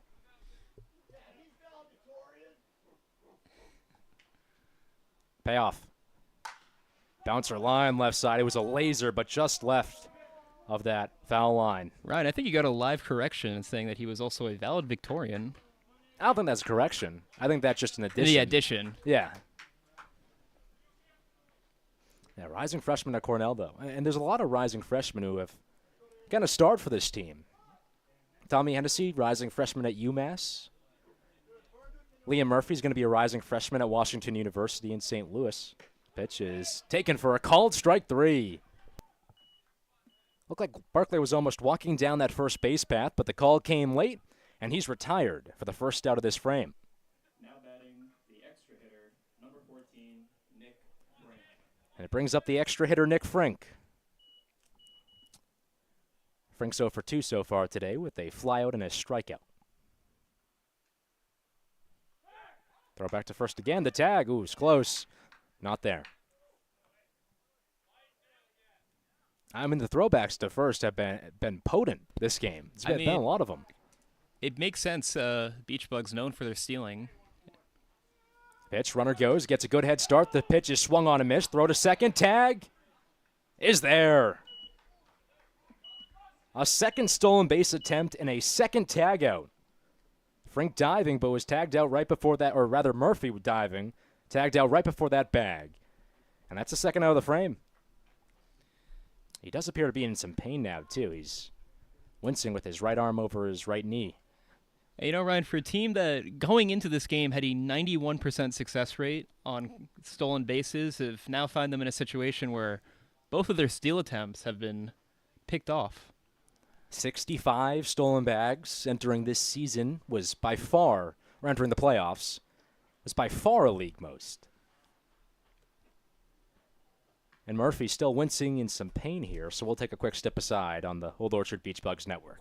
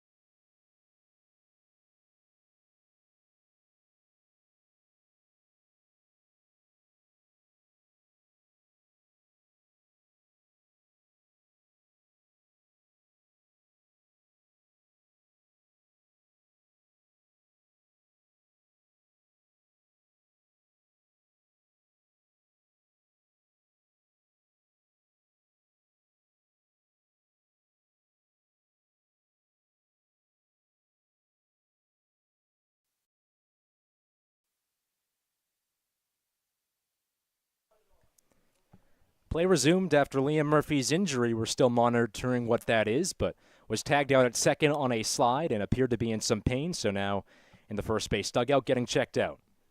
Alongside Jack Mulligan, I'm Ryan Randonian. It's a 1-1 tie here in the bottom of the 6th with 2 outs.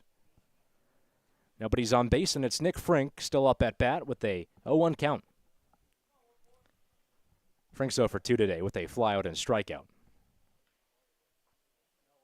0-1. High bouncer, left side, third baseman Axelson there on the line, whips over to first. The throw is there in time. What a throw by Axelson. You saw it earlier in the inning. He couldn't get the throw to first. It was a single by Murphy. This time he recovers on the line, gets it there in time, and that's how the frame ends. It's no runs on 1 hit, no errors, no one left on base, and we still got a 1-1 tie entering the top of the 7th here on the Bugs Sports Network.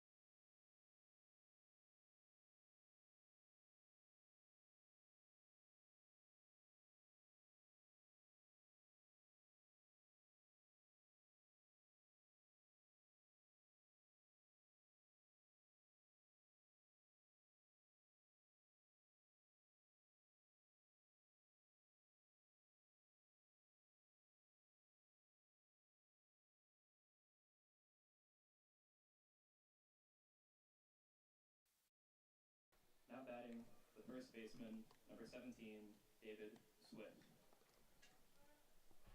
Things heating up here in the top of the 7th. Alongside Jack Mulligan, I'm Ryan Randoni. It's a 1-1 tie between Old Orchard Beach and South Portland. And things start with the 4-spot hitter in David Swift, first baseman. Righty batting against Matt Connor. Connor, a junior at Assumption University, standing on the bump at 5'9". Pitch. High fastball. And with the injury to Murphy, we have a few substitutions. Noah Fitzgerald will be moving to left field, and Quinn Dillon will take Liam's place at second. 1-0. Bouncer, right past the mound, left side. Hennessy racing towards that ball. Throws to first. It's there in time for out number 1. A good race towards that ball by Tommy Hennessy. Quick on his feet. That's how the first out of the inning happens. So Swift retired, now 1 for 3 on the day. The first hit of this game in the second. And it brings up the lone man who scored for South Portland and Zach Severtson. Had a double in the 5th inning to start things. Eventually scored a couple plays later on a single by Grady Hotham.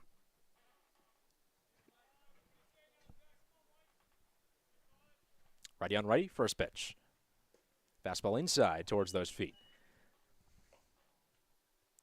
Well, that inning really in the 4th, or 5th, excuse me, was where South Portland had the most momentum. 3 guys on base that entire inning. They stranded 2. 1-0. Another fastball that's low and towards the plate. But Severtson's done a great job this season. Batting over 400, really consistent hitter. Was top 3 in the regular season for league average. 2-0. It's cranked foul.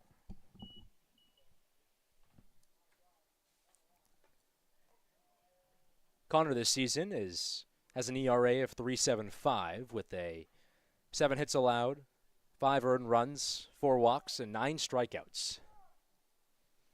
Has appeared in 4 games with 9.5 innings pitched.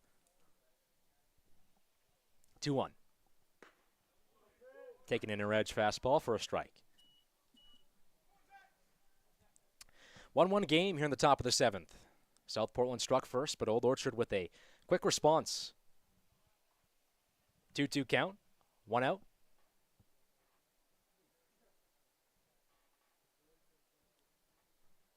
Now the pitch. It's inside again. And just a final stat line for Isaac Jensen. 6 innings pitched, 5 hits, 1 earned run, 2 walks, 2 strikeouts. And speaking of pitchers, pitcher in the field right now, it's Noah Fitzgerald. He's out there on left. Pitch. Hitter inside, it's ball 4. It's a little bit of a tougher start for Connor on the mound and a man at first here in the top of the 7th. Now batting, the designated hitter, number 14, Jeremiah Chessie. So Severtson's now reached base in his past 2 appearances. Double and a walk. Yeah, Fitzgerald maybe, we think possibly the guy who would pitch on Saturday if need be. Throw back to first. It's a bit off the mark, bounces around, but Gilboy gets in there in time to prevent any damage. Fitzgerald's kind of been the ace this season. Best ERA on the team. What was it, 0.6 this season? It's been impressive.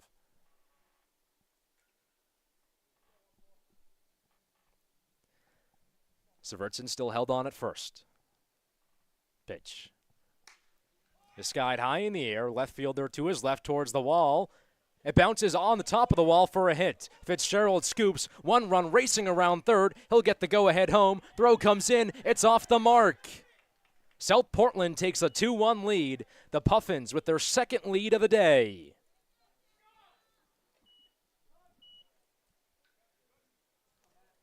It was a hit by Jerry Chessie off the left field wall. Bounced towards the top right near that yellow line.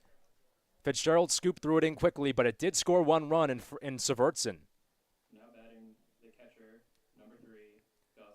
So it's a double by Chessie, and it brings up Gus Holland. Holland's 0 for 1 today. Ground out and a walk. Can now add to the damage here in the top of the 7th. Just 1 out. Couple looks back at second. Now the pitch. It's inner edge for a strike.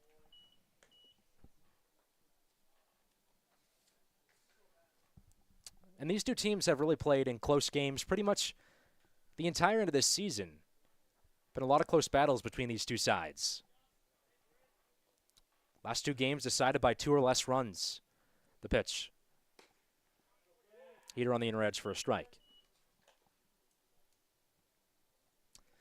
A doubleheader last Tuesday between these two sides back at the ballpark. Old Orchard took game 1 11-10. Second game they won 13-11. Now Connor takes time. Yeah, second game was really impressive too, the comeback by the Bugs. They led 6-0, then they trailed 11-6, and won that game with 7 runs in the top of the 7th by a final score of 13-11. It was a really intense game, too. A lot of chirping by both sides, and really felt like both teams were in it. Pitch. Swing and a miss. Strike 3. Holland goes down fishing for a way outside pitch, and there's 2 outs here in the top of the 7th. Now batting the left fielder, number 8, Grady Hotham. And it brings up Grady Hotham, the left fielder. Autumn's 0 for 2 so far today with or 1 for 2, excuse me, with a ground out and a single.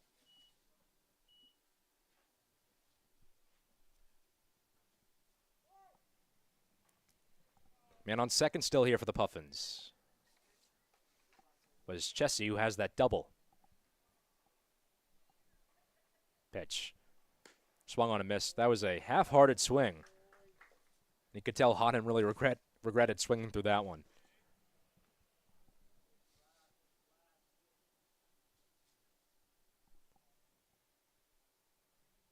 This season, Old Orchard 6-2 against South Portland. Pitch. Taken inside. Bugs won their first 3 against South Portland. Dropped 2 of their next 3. And won their last couple of games against the Puffins. Pitch. It's fouled off. Kind of interesting to see just how the series has evolved from the start to the end of this season. First 3 games were all shutouts in favor of Old Orchard Beach, so not as much scoring. But the last couple of games, we've seen at least one team in every game reach double digits.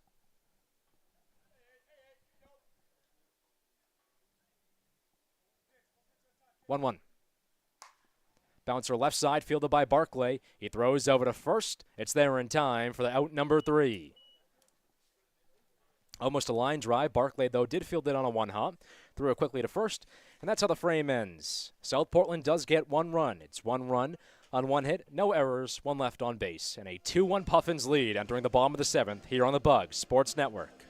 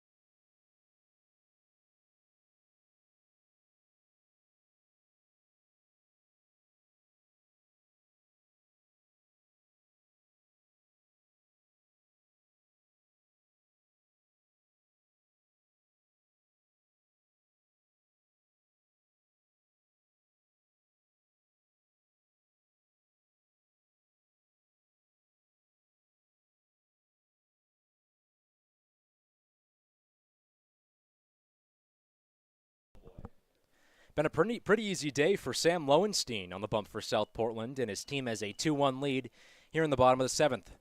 Alongside Jack Mulligan, I'm Ryan Randoni. Lowenstein up against the righty Richard Gilboy, or lefty, excuse me. First pitch. Fastball inner edge. A Lowenstein's got 5 strikeouts. He's only allowed 6 runners to reach. And the innings themselves have been relatively scot-free.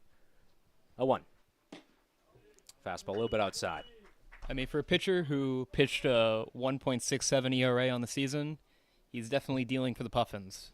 3 of the first 6 innings have been 3 up, 3 down frames. Pitch. High and inside. No frame has been more than 5 batters in any of them. Gilboy's over 2 today with a couple ground outs to second. 2-1. It's cranked high in the air, deep left field. Left fielder to his left. It's at the wall, and it bounces over the wall for a hit.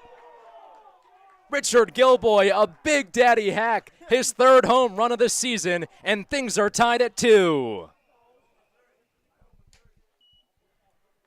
The home run monster comes up when you need him, his 3rd hack of the season, and things are tied here in the bottom of the 7th.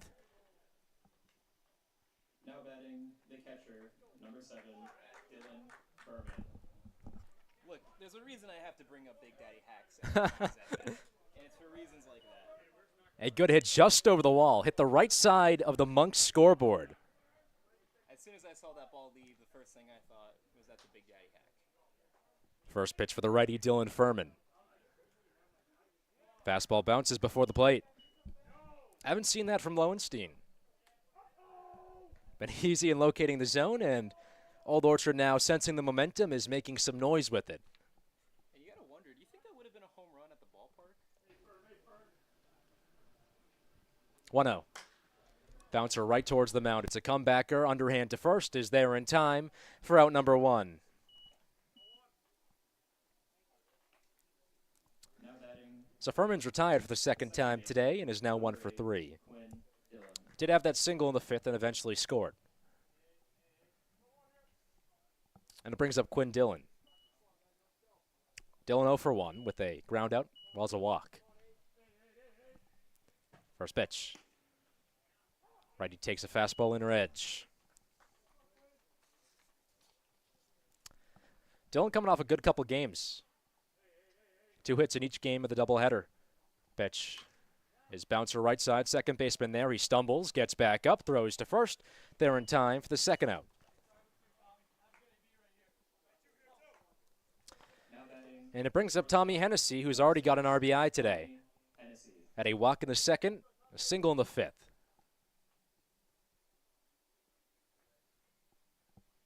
Hennessy's actually top 3 now in RBI on this team. First pitch. It's flown high in the air. It's short right field. Right fielder chasing and makes the grab near the line in time for out number 3. Grab made by Severtson, who's already scored twice today, and that ends the frame. Old Orchard does strike. It's a big daddy hack by Richard Gilboy on the home run to lead off the frame. It's 1 run on 1 hit, no errors, no one left on base, and a 2-2 game heading to the top of the 8th here on the Bugs Sports Network.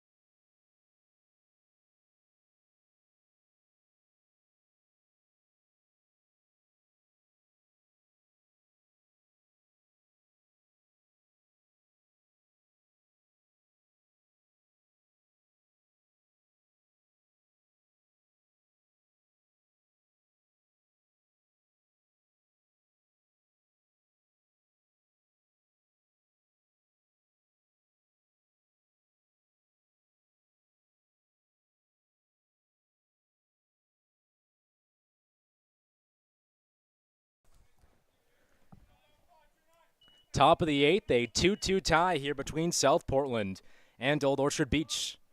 Alongside Jack Mulligan, I'm Ryan Randoni. It's been a back-and-forth game. Every time South Portland scored, Old Orchard has responded. And Mason Fink in the 9 spot leading things off. First pitch, sign away.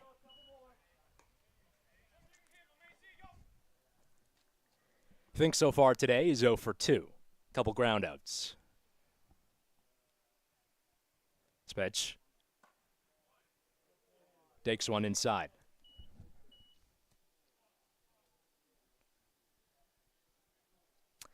And part of the lineup for South Portland is really young. Fink and Derek Martin on deck, both rising freshmen. Pitch is swung on and missed. Fink sent to attend Southern Maine the fall. Martin is going to Ithaca.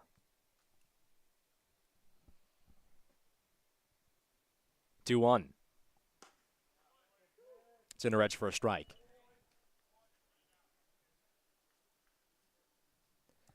Puffins trying to win for what would be the 3rd time this season against Old Orchard. Currently 2-6 against the Bugs. Pitch, skull foul. You know, I was expecting at least one ball to come over, at least towards us this game so far. It hasn't happened yet. Yeah, well, I mean, we're well situated on the third base side of the field. It's right up on top of the third base dugout, so prime position really to get those foul balls. Pitch. It's fastball outside. A little bit nerve-wracking as we have no protection from any balls that get hit towards us. I would argue, though, that what's worse, the Hornets, by far. The Hornets true. are really scary. Pitch. It's golf out. That one was close. Yeah, that one above the dugout. But that was close. Probably looks nice on camera. But yeah, forgot to mention there is a hornet's nest. We don't know where it is. There's a few hornets in the broadcast booth. I haven't really seen many hornets. The difference between a hornet and a bee, it's astronomical. I mean, the hornets are so much scarier looking than bees. 3-2 for Fink. It's fouled back. You know, my father is actually deadly allergic to wasps and hornets, no. so we got to be very careful with them. He got stung one time, and his arm swole up. It was not good, not pretty. Actually, my mom has the same thing. It's not fun. It's scary when there's, like, bees in the house.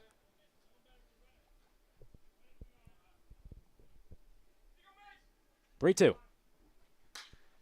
Bouncer up the middle. It's fielded by the second baseman. Thrown to first. It's a bit high, but Gilboy there in time for the first out of the inning.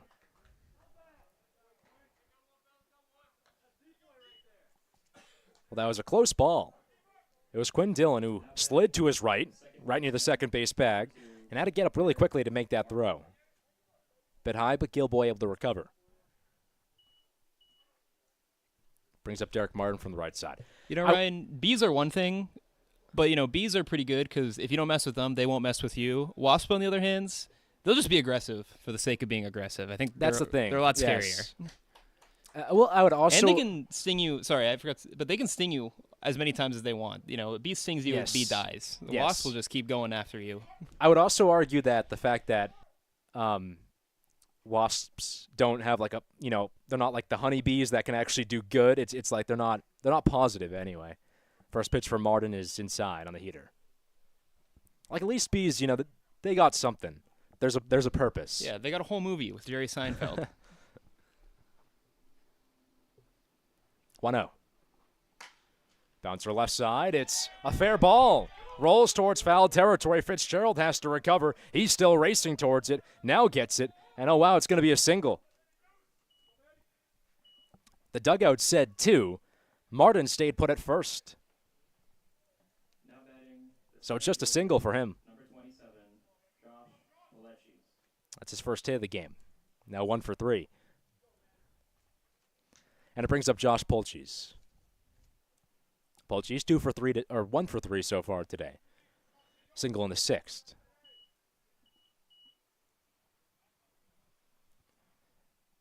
Batting with 1 out. Top of the 8th. 2-2 tie here between South Portland and Old Orchard Beach.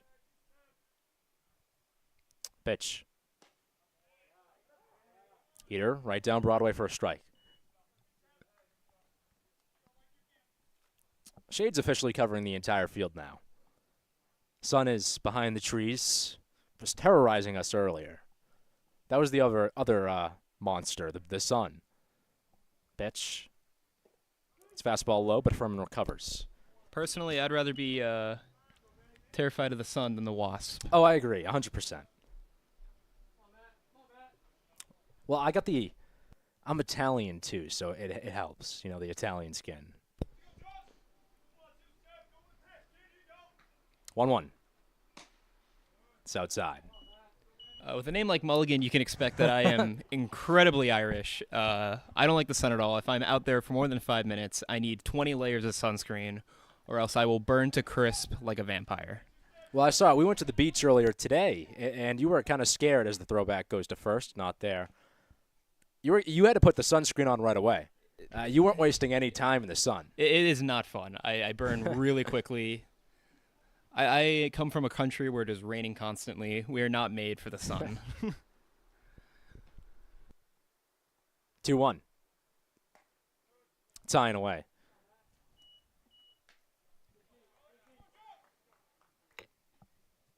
Connor's pitching in his second inning so far for this Bugs team. Came in relief for Isaac Jensen. Jensen started out well, but kind of struggled as we got to those middle innings. Pitch.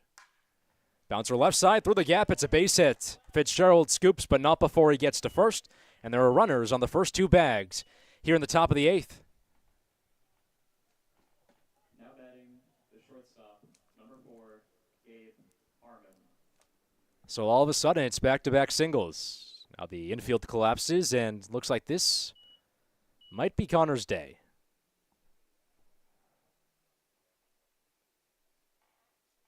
And it will be.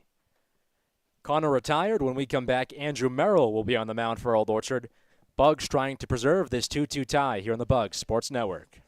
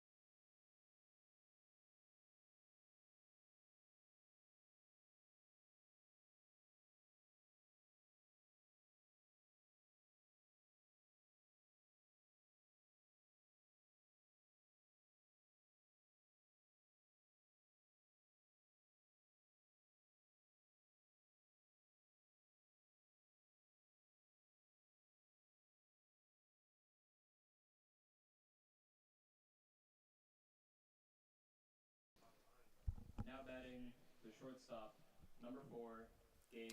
Top of the eighth, it's a new man on the mound for Old Orchard Beach. Andrew Merrill coming in for Matt Connor. Joined by Jack Mulligan, I'm Ryan Randoni. It's Gabe Harbin batting in the 2 spot up at bat. It's in a big spot. Runners at first and second. And the corner's playing a bit in. Richard Gilboy, first baseman's on the infield grass. Look back at second by Merrill. Takes a second look. First pitch. Squares, taps it foul. It was off his shin. Harmon today is 1 for 2. Single in the 6th, strikeout in the 1st, and a walk in the 4th. 2-2 game here in the top of the 8th. 1 out, and again runners on 1st and 2nd with an 0-1 count. Winners going to GNCBL championship game on Saturday. Merrill again looking back at second. Pitch. High bouncer, left side. Barclay's there, leaps up in the air. He tags the leadoff runner in time for the out. It's a big-time grab by Barclay. He had to sky high in the air to get that ball, but it was there in time to apply the tag, and there's 2 outs here in the top of the 8th. Now batting the third baseman, number 22, Mark Ackelson. So it's a fielder's choice for Gabe Harmon, and it retires Derek Martin. And it brings up the third baseman, Mark Axelson. And I'm not sure where, probably from St. Joseph College, but I hear some church bells going off to mark the top of the hour, 8 o'clock here. First pitch for Axelson. Called strike on the inner edge. Well, you would imagine with a name like St. Joe's, it's probably a religious college. So that does check out a bit. Yeah. Top of the 8th, runner still at first and second. Pitch. Sign inside. Nothing but hard-hitting journalism here in the booth. Figured it out. You know, especially for a team whose moniker are the Monks, I do think religion would probably be a big part of the college. It's a nice college. I mean, great field. It's right on the Sebago Lake, too. 1-1. Swing and a miss. Healthy act on that heater. You know, it's kind of typically funny. home of the Sebago Slam and Salmon. Yes, I was going to say that. It's on Sebago Lake, but it's not in Sebago. It's in Standish, Maine. It's like Kansas City with Missouri and Kansas. It's a couple towns away, Sebago. Merrill again looking back at second. Pitch. It's high. Two It's not the balls, most 2 strikes. egregious thing I've heard. I hear people say that Foxborough, Gillette Stadium, is in Boston, which That's absurd. Yeah. That's absurd. it's about a 40-minute drive going there, about a 3-hour drive back, given the traffic. No, I agree. That's absurd. Merrill again eyeing second. Pitch. It's inside. Axelson's still alive. Although I do believe the stadium is right next to Sebago Lake. Yes. So yes, that's correct. I do think they can take the Sebago Yes. moniker. Sebago, of course, eliminated from the playoffs.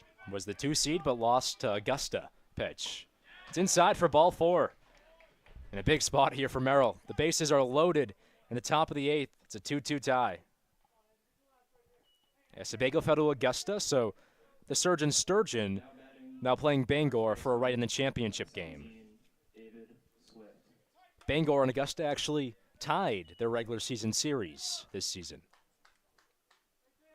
Now David Swift up at bat. First pitch. Taking an inner edge on the off speed.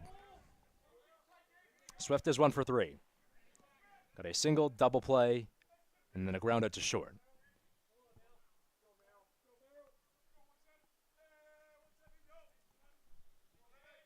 Pitch. Off speed, inner edge for a strike. Is that strike 2 or strike 1? I believe it's strike 2. Okay. Bases loaded, but the corners are not playing in. Nobody's playing in, actually. Everyone is back. Pitch. Low, breaking ball almost went.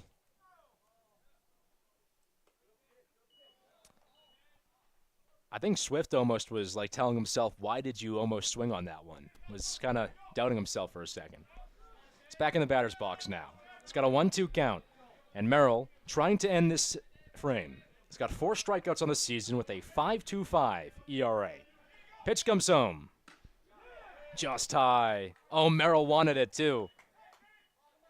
Said, come on the front of the mound. Merrill's a rising senior at Eastern Connecticut State. So he's got the experience. Pitch. Chop foul, whoa, into the first base dugout. And that's, I think, what we're worrying is going to happen to us. Yeah. Well, a couple guys had to move out of the way. Luckily, nobody hit. They got fast reflexes. That's why they're baseball players. We don't, which is why I'm scared. And it looked like one of those guys was Zach Severtson, who's been arguably the best batter for South Portland this season. Pitch is bouncer left side. Hennessy is there. Throws to second. It's in time for out number 3. And the Bugs avoid the damage. Bases loaded, but they get it done. Merrill comes in, ends the frame. It's still 2-2, entering the bottom of the 8th here on the Bugs Sports Network.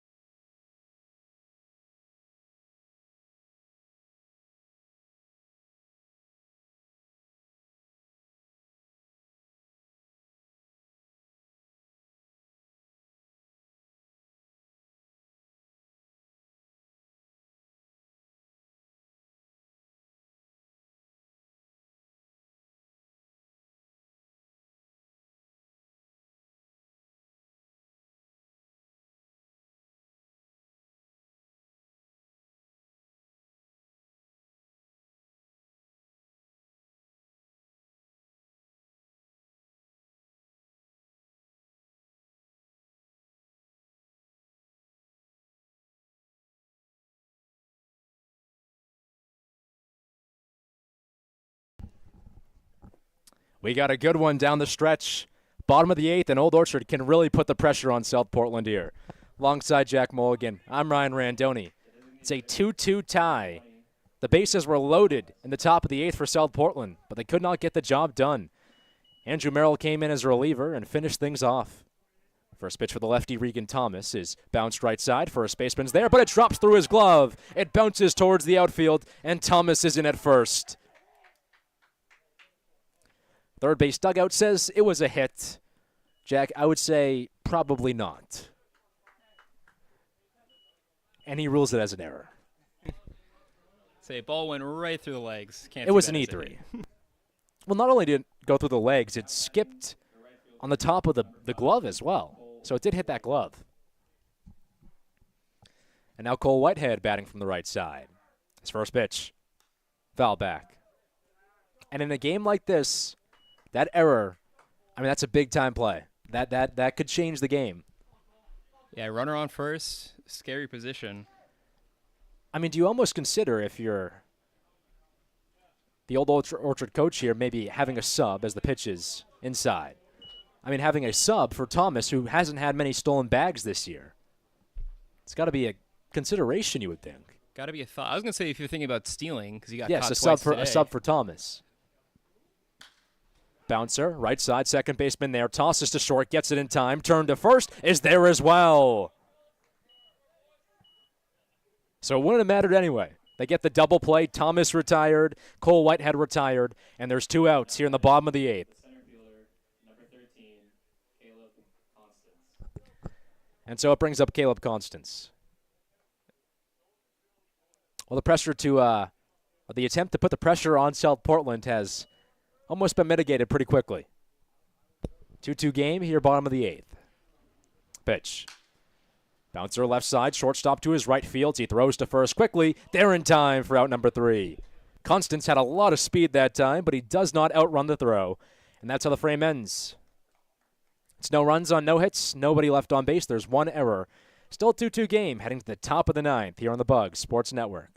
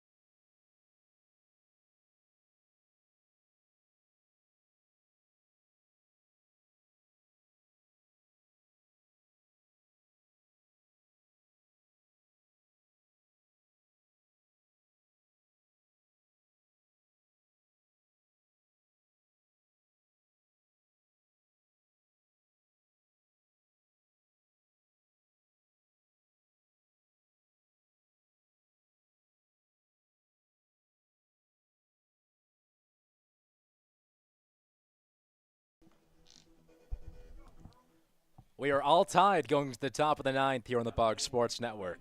Alongside Jack Mulligan, I'm Ryan Randoni. It's been a back-and-forth game here. Low scoring, tied at 2 here in the top of the 9th. It was a big frame, top of the 8th. South Portland had the bases loaded. Andrew Merrill came in and ended the frame without any damage. So still a 2-2 game. But he's facing a big part in the order. 4-5-6, starting with Jack Severtson. Pitch, right, he takes for a ball. Well, Zach's been good this year, or this game as well. He's got it on base every single time. His pitch. High bouncer left side. Tommy Hennessy to his left. Fields throws to first. They're in time for out number 1. Severtson was racing towards that bag, but did not get there in time. Got beat out by maybe just a foot. Now batting, the designated hitter. So he's retired for the first time today. It's a big, big out. And now Jerry Chessie up at bat. Gus Hollins on deck. Grady Hotham in the hole. 1 out here, top of the 9th. The pitch. Thought about doing it, but it was a low breaking ball.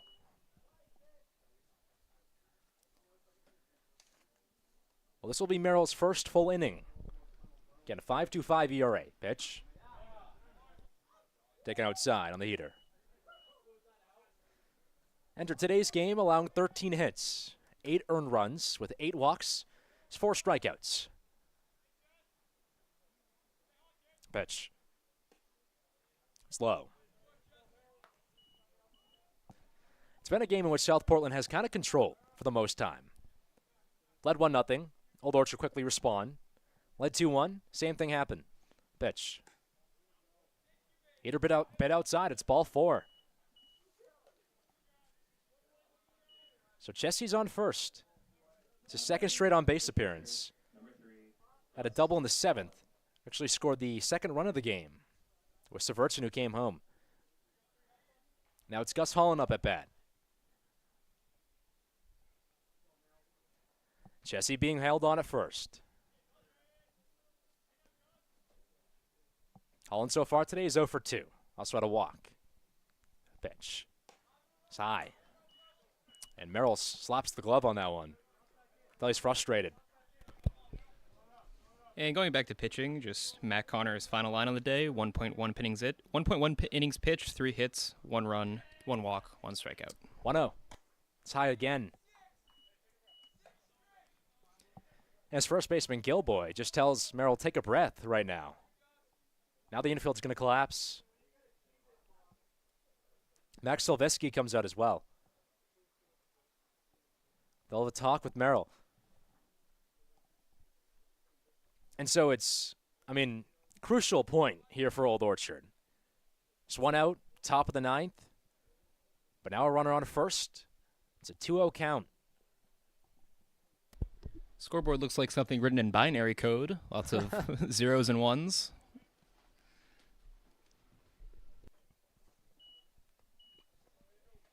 I forget, what does 0 mean and what does 1 mean in binary? I can explain it. You don't remember? No, I do know it, but it's going to take me some time to explain it. Okay. I thought it was simple. No? No. Okay. Pitch. Heater called for a strike. The first digit is 0-1, then the next one would be a 2, and the one after that is like for 4 each. So it's like it adds up. It is very confusing. I did programming, and you've already confused me. It was not fun. 2-1. Skied high in the air, right fielder to his left, towards the line, into foul territory, but he can't get there in time. It is simple because it's zeros and ones, but complex because you have to know the system. And it is kind of hard to explain the system. Unless I have, if I had a whiteboard, I could do it. Yeah, we don't have that in here. Yeah, unfortunately. Yeah, no. Merrill throwing with a 2-2 count. Looking for the first strikeout of the day. This pitch. Just high. Ooh, it's close. Count's full. Holland's looking to take his second walk of the day. Had one in the 5th. Throw back to first. It's not there in time.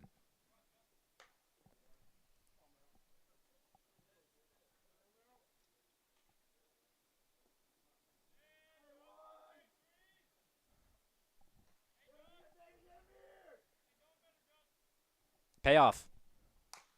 Bouncer, left side. Barclay's there. He looks to first. Throws in time for out number 2. First base dugout thought he was safe, but a look by it was in time. And Holland's upset. Some words for the umpire, actually. So it's a 5-3 with a runner now on second. But hypothetically, a hit to the outfield would give South Portland a chance to take the lead. So Grady Hotham's in a big spot now from the right side. He's got a runner on second in Chessie. He walked this inning and then advanced to second on that ground out. The pitch. Bottom of the zone for a strike. Hotham with 2 groundouts, a single. And I want to say, what a big heads-up play by Barclay, understanding that he wasn't going to get the out at second and taking the force at first. Now home plate umpire calls time. He's going to award a balk. And that puts a runner in third base. Big mistake. Merrill's just smiling. A pass ball, but that's crucial. Could score a run now. Merrill's still looking for the sign. Gets it. 0-1. Line drive left side. It's a base hit, and South Portland takes the lead. Chessie points to his dugout. He taps the home plate, and the Puffins lead 3-2 here in the top of the ninth. Old Orchard season has been put on ice.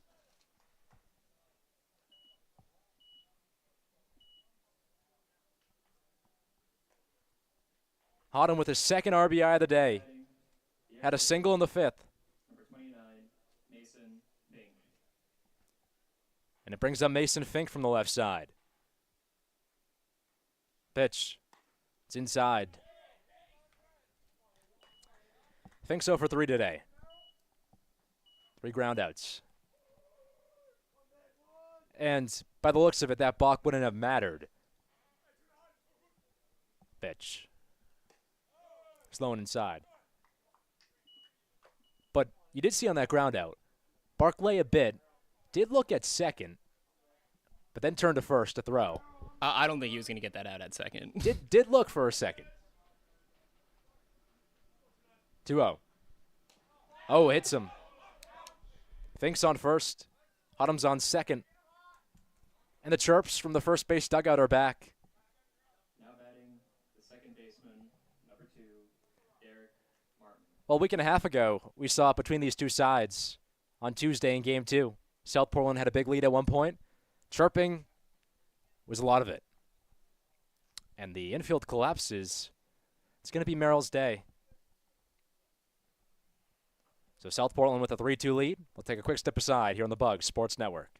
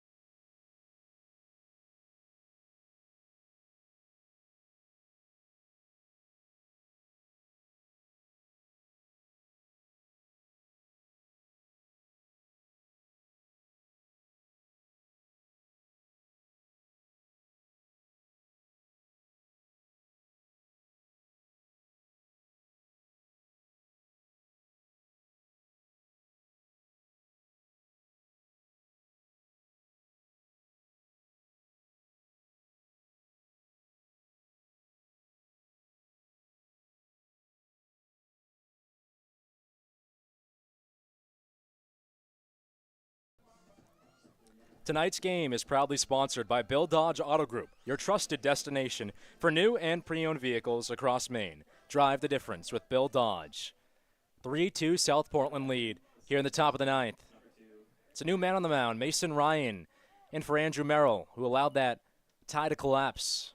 South Portland got the go-ahead run across here in the top of the ninth. Runners on first and second. Pitch is inside. Goes against Derek Martin. Martin's 1 for 3 so far today with a single. So a ground out and a strikeout. Ryan actually pitched on Sunday against Augusta. Pitch is fouled off. Pitched the last 2 innings in Game 2 of that doubleheader. And it did go into extras. Old Orchard lost that game in extras after Ryan yielded 3 runs. 2, of course, were earned. 1 wasn't because of the man on second. His pitch goes low. Count of 2 balls, 1 strike. 2 outs, top of the 9th. It's a 3-2 South Portland lead. So Ryan did have the loss in that game last Sunday. Pitch is skied high in the air. Left fielder Fitzgerald backtracking towards the wall. He's got to run quickly, and it bounces off the wall. 1 run scores, another held on at third, but South Portland has itself a 4-2 lead. And things go from bad to worse after Ryan gets in. And now South Portland's got a good lead.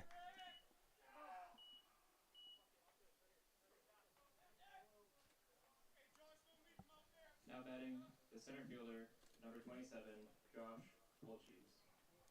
Things return to the top of the order. It's Josh Polchis. He's 2 for 4 so far today with a pair of singles. It looks like they're going to intentionally walk him. So Polchis at first. Bases are loaded. The Beach Bugs are intentionally walking Josh Wolchis. Now batting the shortstop, number 4, Gabe Harmon. And so it brings up Gabe Harmon. But, I mean, 1 big hit, Jack, that could really, just essentially end the Bugs' hopes here. It's already a 2-run game here in the top of the 9th. Things were tied entering the frame. Began with an out, actually. It was a ground out by Zach Severtson. Then it was a walk by Jerry Chessie. Then another ground out. Things look pretty promising. But 3 straight singles.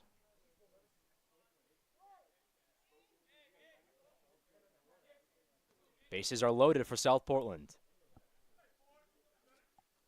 First pitch is high.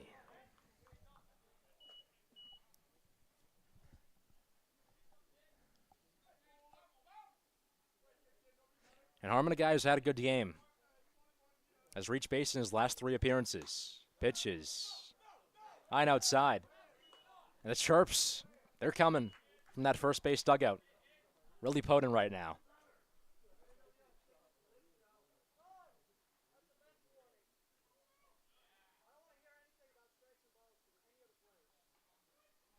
And wow, so Old Orchard's going to get a bench warning.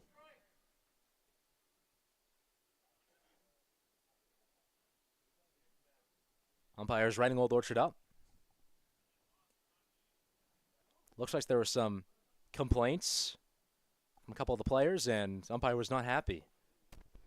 He'll write that in his notebook. And I think the chirping might have gone too far.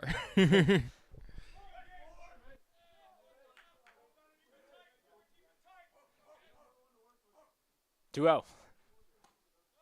Tie again. Counts at 3-0. And now Ryan's 1 pitch away from giving up a bases-loaded walk.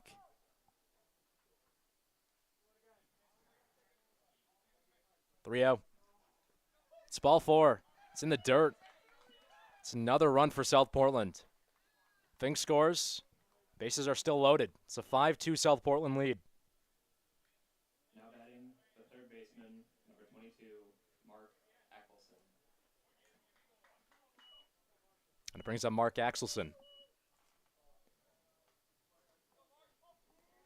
Kind of feels like the opposite of what happened the last time these two teams played.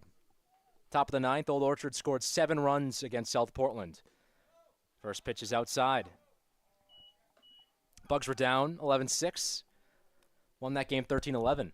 Yeah, typically it's the Puffins giving up the walks, but this time it's been the Beach Bugs. Pitch is fouled off. And that's what's been costing them the game. And again, there's a man on second with 2 outs. Tie game. Man on third as well. The Bugs have given up 4 straight base runners.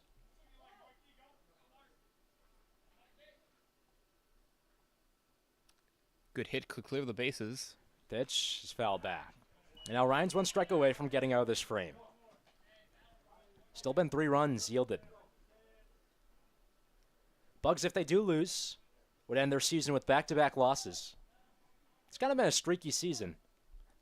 We're 6-6 at the midpoint, then won 6 straight games to go to 12-6. Pitch, sign inside. Clinched them Forgot to mention, though, is that they started 5-1 Yes. and then followed it up 1-5. Yes, that's correct. The 6-0 stretch got them to be the #1 seed. Then they lost against Augusta and on the verge of losing today as the pitch is swung on and missed for strike 3. That does end the frame, but not before a whole lot of damage is done. It was a tie game at 2 entering the top of the 9th, but South Portland really took it to Old Orchard this inning. It's 3 runs on 4 hits, no errors, 3 left on base, 5-2 Puffins lead entering the bottom of the 9th. Old Orchard trying to keep its season alive when we get back here on the Bugs Sports Network.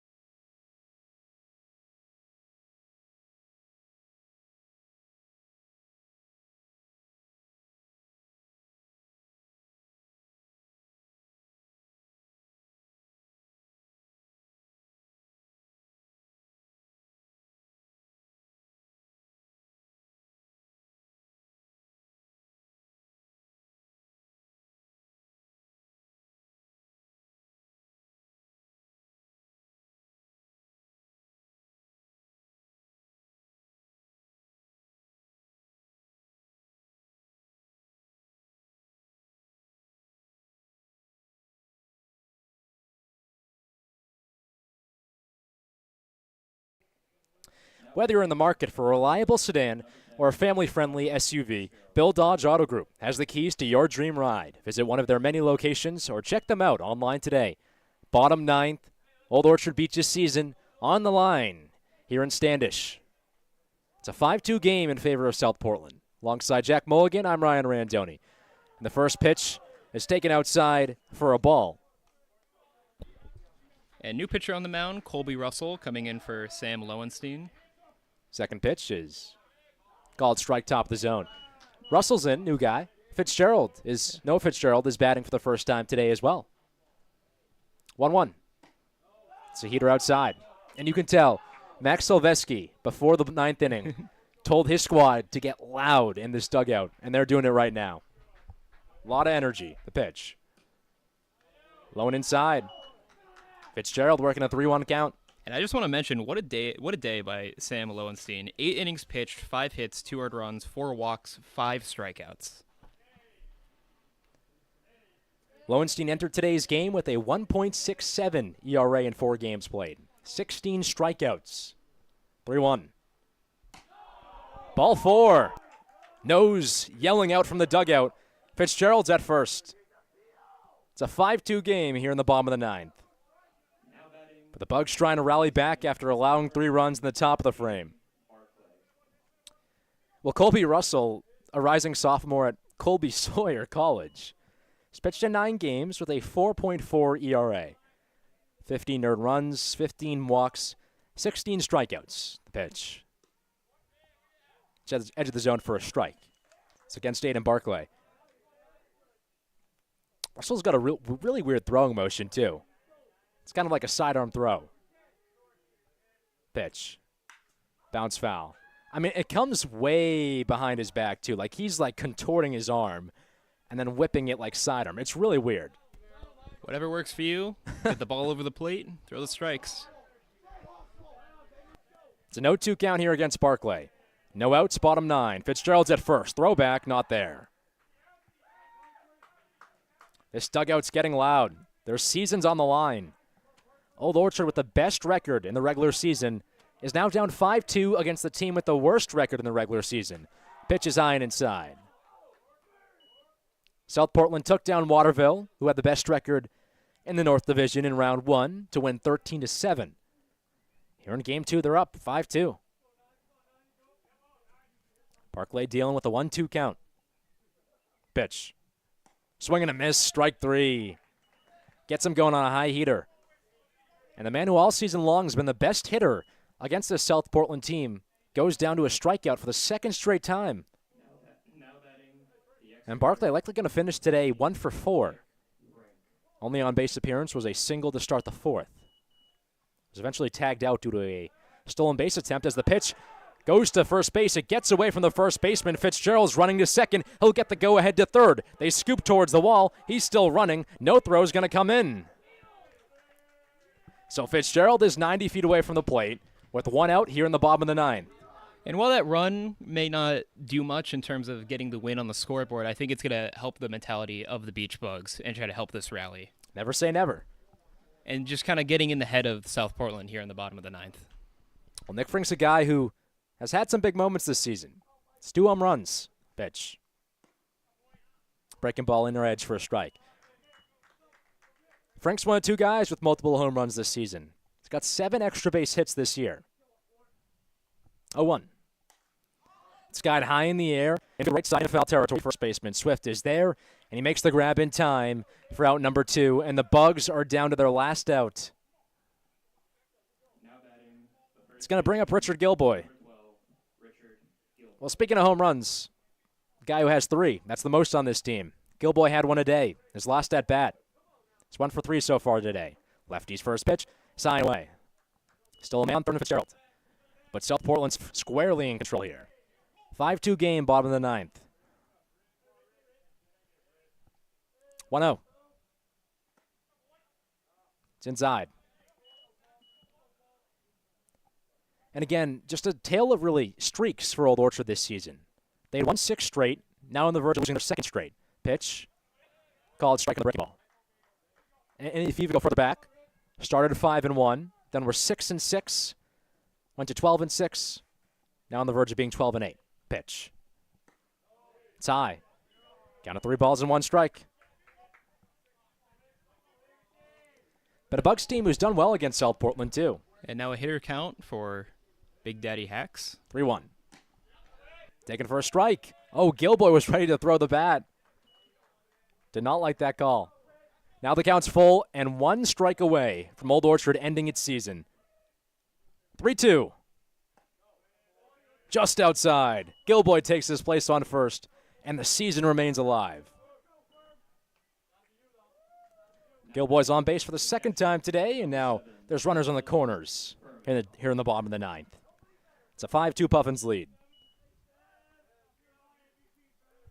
And the guy you would want up at bat now, you got Dylan Furman, who's not a home run guy, but statistically is the best batter on this team as the infield collapses around Colby Russell. Yeah, Furman's already got 1 hit today, scored 1 run as well. But it's batting nearly .450 this season. So if you need a guy to get a knock, and maybe a big-time knock, this is the guy who's been known to do it. Infield still collapsed on the mound.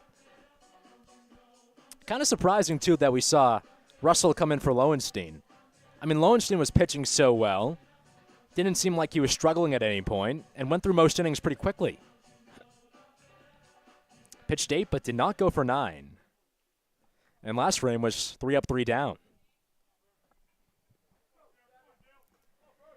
Things resume here in the bottom of the 9th. It's a 5-2 South Portland lead. Runners on the corners and Furman up at bat. First pitch for the righty. Breaking ball on the inner edge for a strike. Furman again's 1 for 3. At a single in the 5th. But bats over 400 this season. Pitch. A little bit outside. Had 4 hits on Sunday against Augusta. So he has been hot recently. 1-1. Oh, it hits him.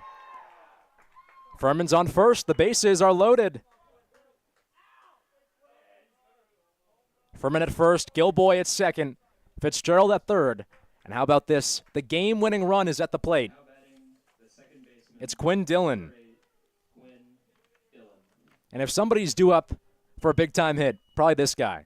Also bats over 400 this season, but does not have a hit today. 2 outs, bottom 9. It's a 5-2 South Portland lead. But the bases are loaded. First pitch. Teeter outside. This third base dugout still chirping away. Getting loud. 1-0. Called strike on the outer edge. Well, remember, last week on Tuesday, 11-6 lead for South Portland against Old Orchard. Bugs came back in the 9th. 1-1.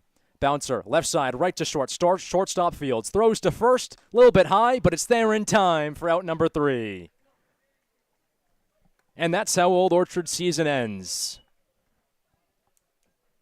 Furman was close, couldn't get there in time, and the ground out ends the season. Old Orchard, with the bases loaded, is going to fall 5-2 to South Portland, and the Bugs, after having the best record in the regular season, drop their final 2 games, including in the semifinal, and will not be advancing to this year's GNCBL championship game. And that's the game. The final score, South Portland Puffins 5, Old Orchard Beach Bugs 2. The South Portland Puffins will advance to the GNCBL finals held this Saturday. Big thing was really just the hits. South Portland clearly out-hit Old Orchard Beach. 10-5 was the final tally between these two sides in favor of the Puffins. Tie game entering the 9th. Puffins scored 3 runs when it counted. That's really the story, this game. And a big revenge game, too, after Old Orchard won both of those games in the doubleheader last week. Yeah, it's unfortunate. I mean, the Old Orchard Beach Bugs won against the South Portland Puffins 6-2 this season. And in the game where everything is on the line, they just fall a little bit short. And how about a Puffins team that had the worst record the regular season, is now playing for a championship here in the GNCBL? That is true. They will be playing the winner between Bangor and Augusta. Yep. I'm going to see right now if we can pull up who won that game, because I think that game started an hour before us. Am I right? I believe it did, yes. Yeah, so we should have the results of that game. I think we heard Augusta. I heard Yeah, Augusta it's from Augusta. the dugout. All right, so they'll be playing Augusta. So both the 1 seeds getting knocked out. And both 3 seeds advancing to the championship round. Don't you love summer baseball? It's great, yeah. I mean, the 2 worst teams all regular season long are playing for the championship. What do you know? Augusta had, I think, 8 wins, South Portland 5. They'll be facing off, both with double-digit losses. Both teams have yet to win a championship here in the GNCBL. South Portland Puffins, their first year, trying to get their win, get the first championship. Augusta's the oldest team in the league, and they haven't won one, so be a lot of pressure on them. It'll be the storied franchise going up against the new kids on the block. That game will be at Saturday at 5 o'clock. And you imagine it would be in Augusta. I think they should be the higher seed. You think? I believe so, yes. Regardless, Old Orchard season's over. Bugs, again, it was a great season. I mean, you won 6 straight toward the end of the year. You were 12-6. You captured the number 1 overall seed. I mean, they had a 7-game winning streak at one point. Yeah. But you lost your last 2 games, including the first round of the playoffs. You know, you got to hold your head up high, knowing that you did finish the season with the strongest record. And you know the way these playoffs work, it's very one and done. And you know, there's a lot of pressure. Yeah, a lot of pressure. Again, it's crazy. A 20-game season, summed up in 1 game pretty much. That's how the season pretty much ends. Just 1 game all it takes. And Old Orchard, after close start to this game, falls in 9th after allowing 3 runs. Final tally of 5-2 here in Standish at Larry Mahaney Diamond.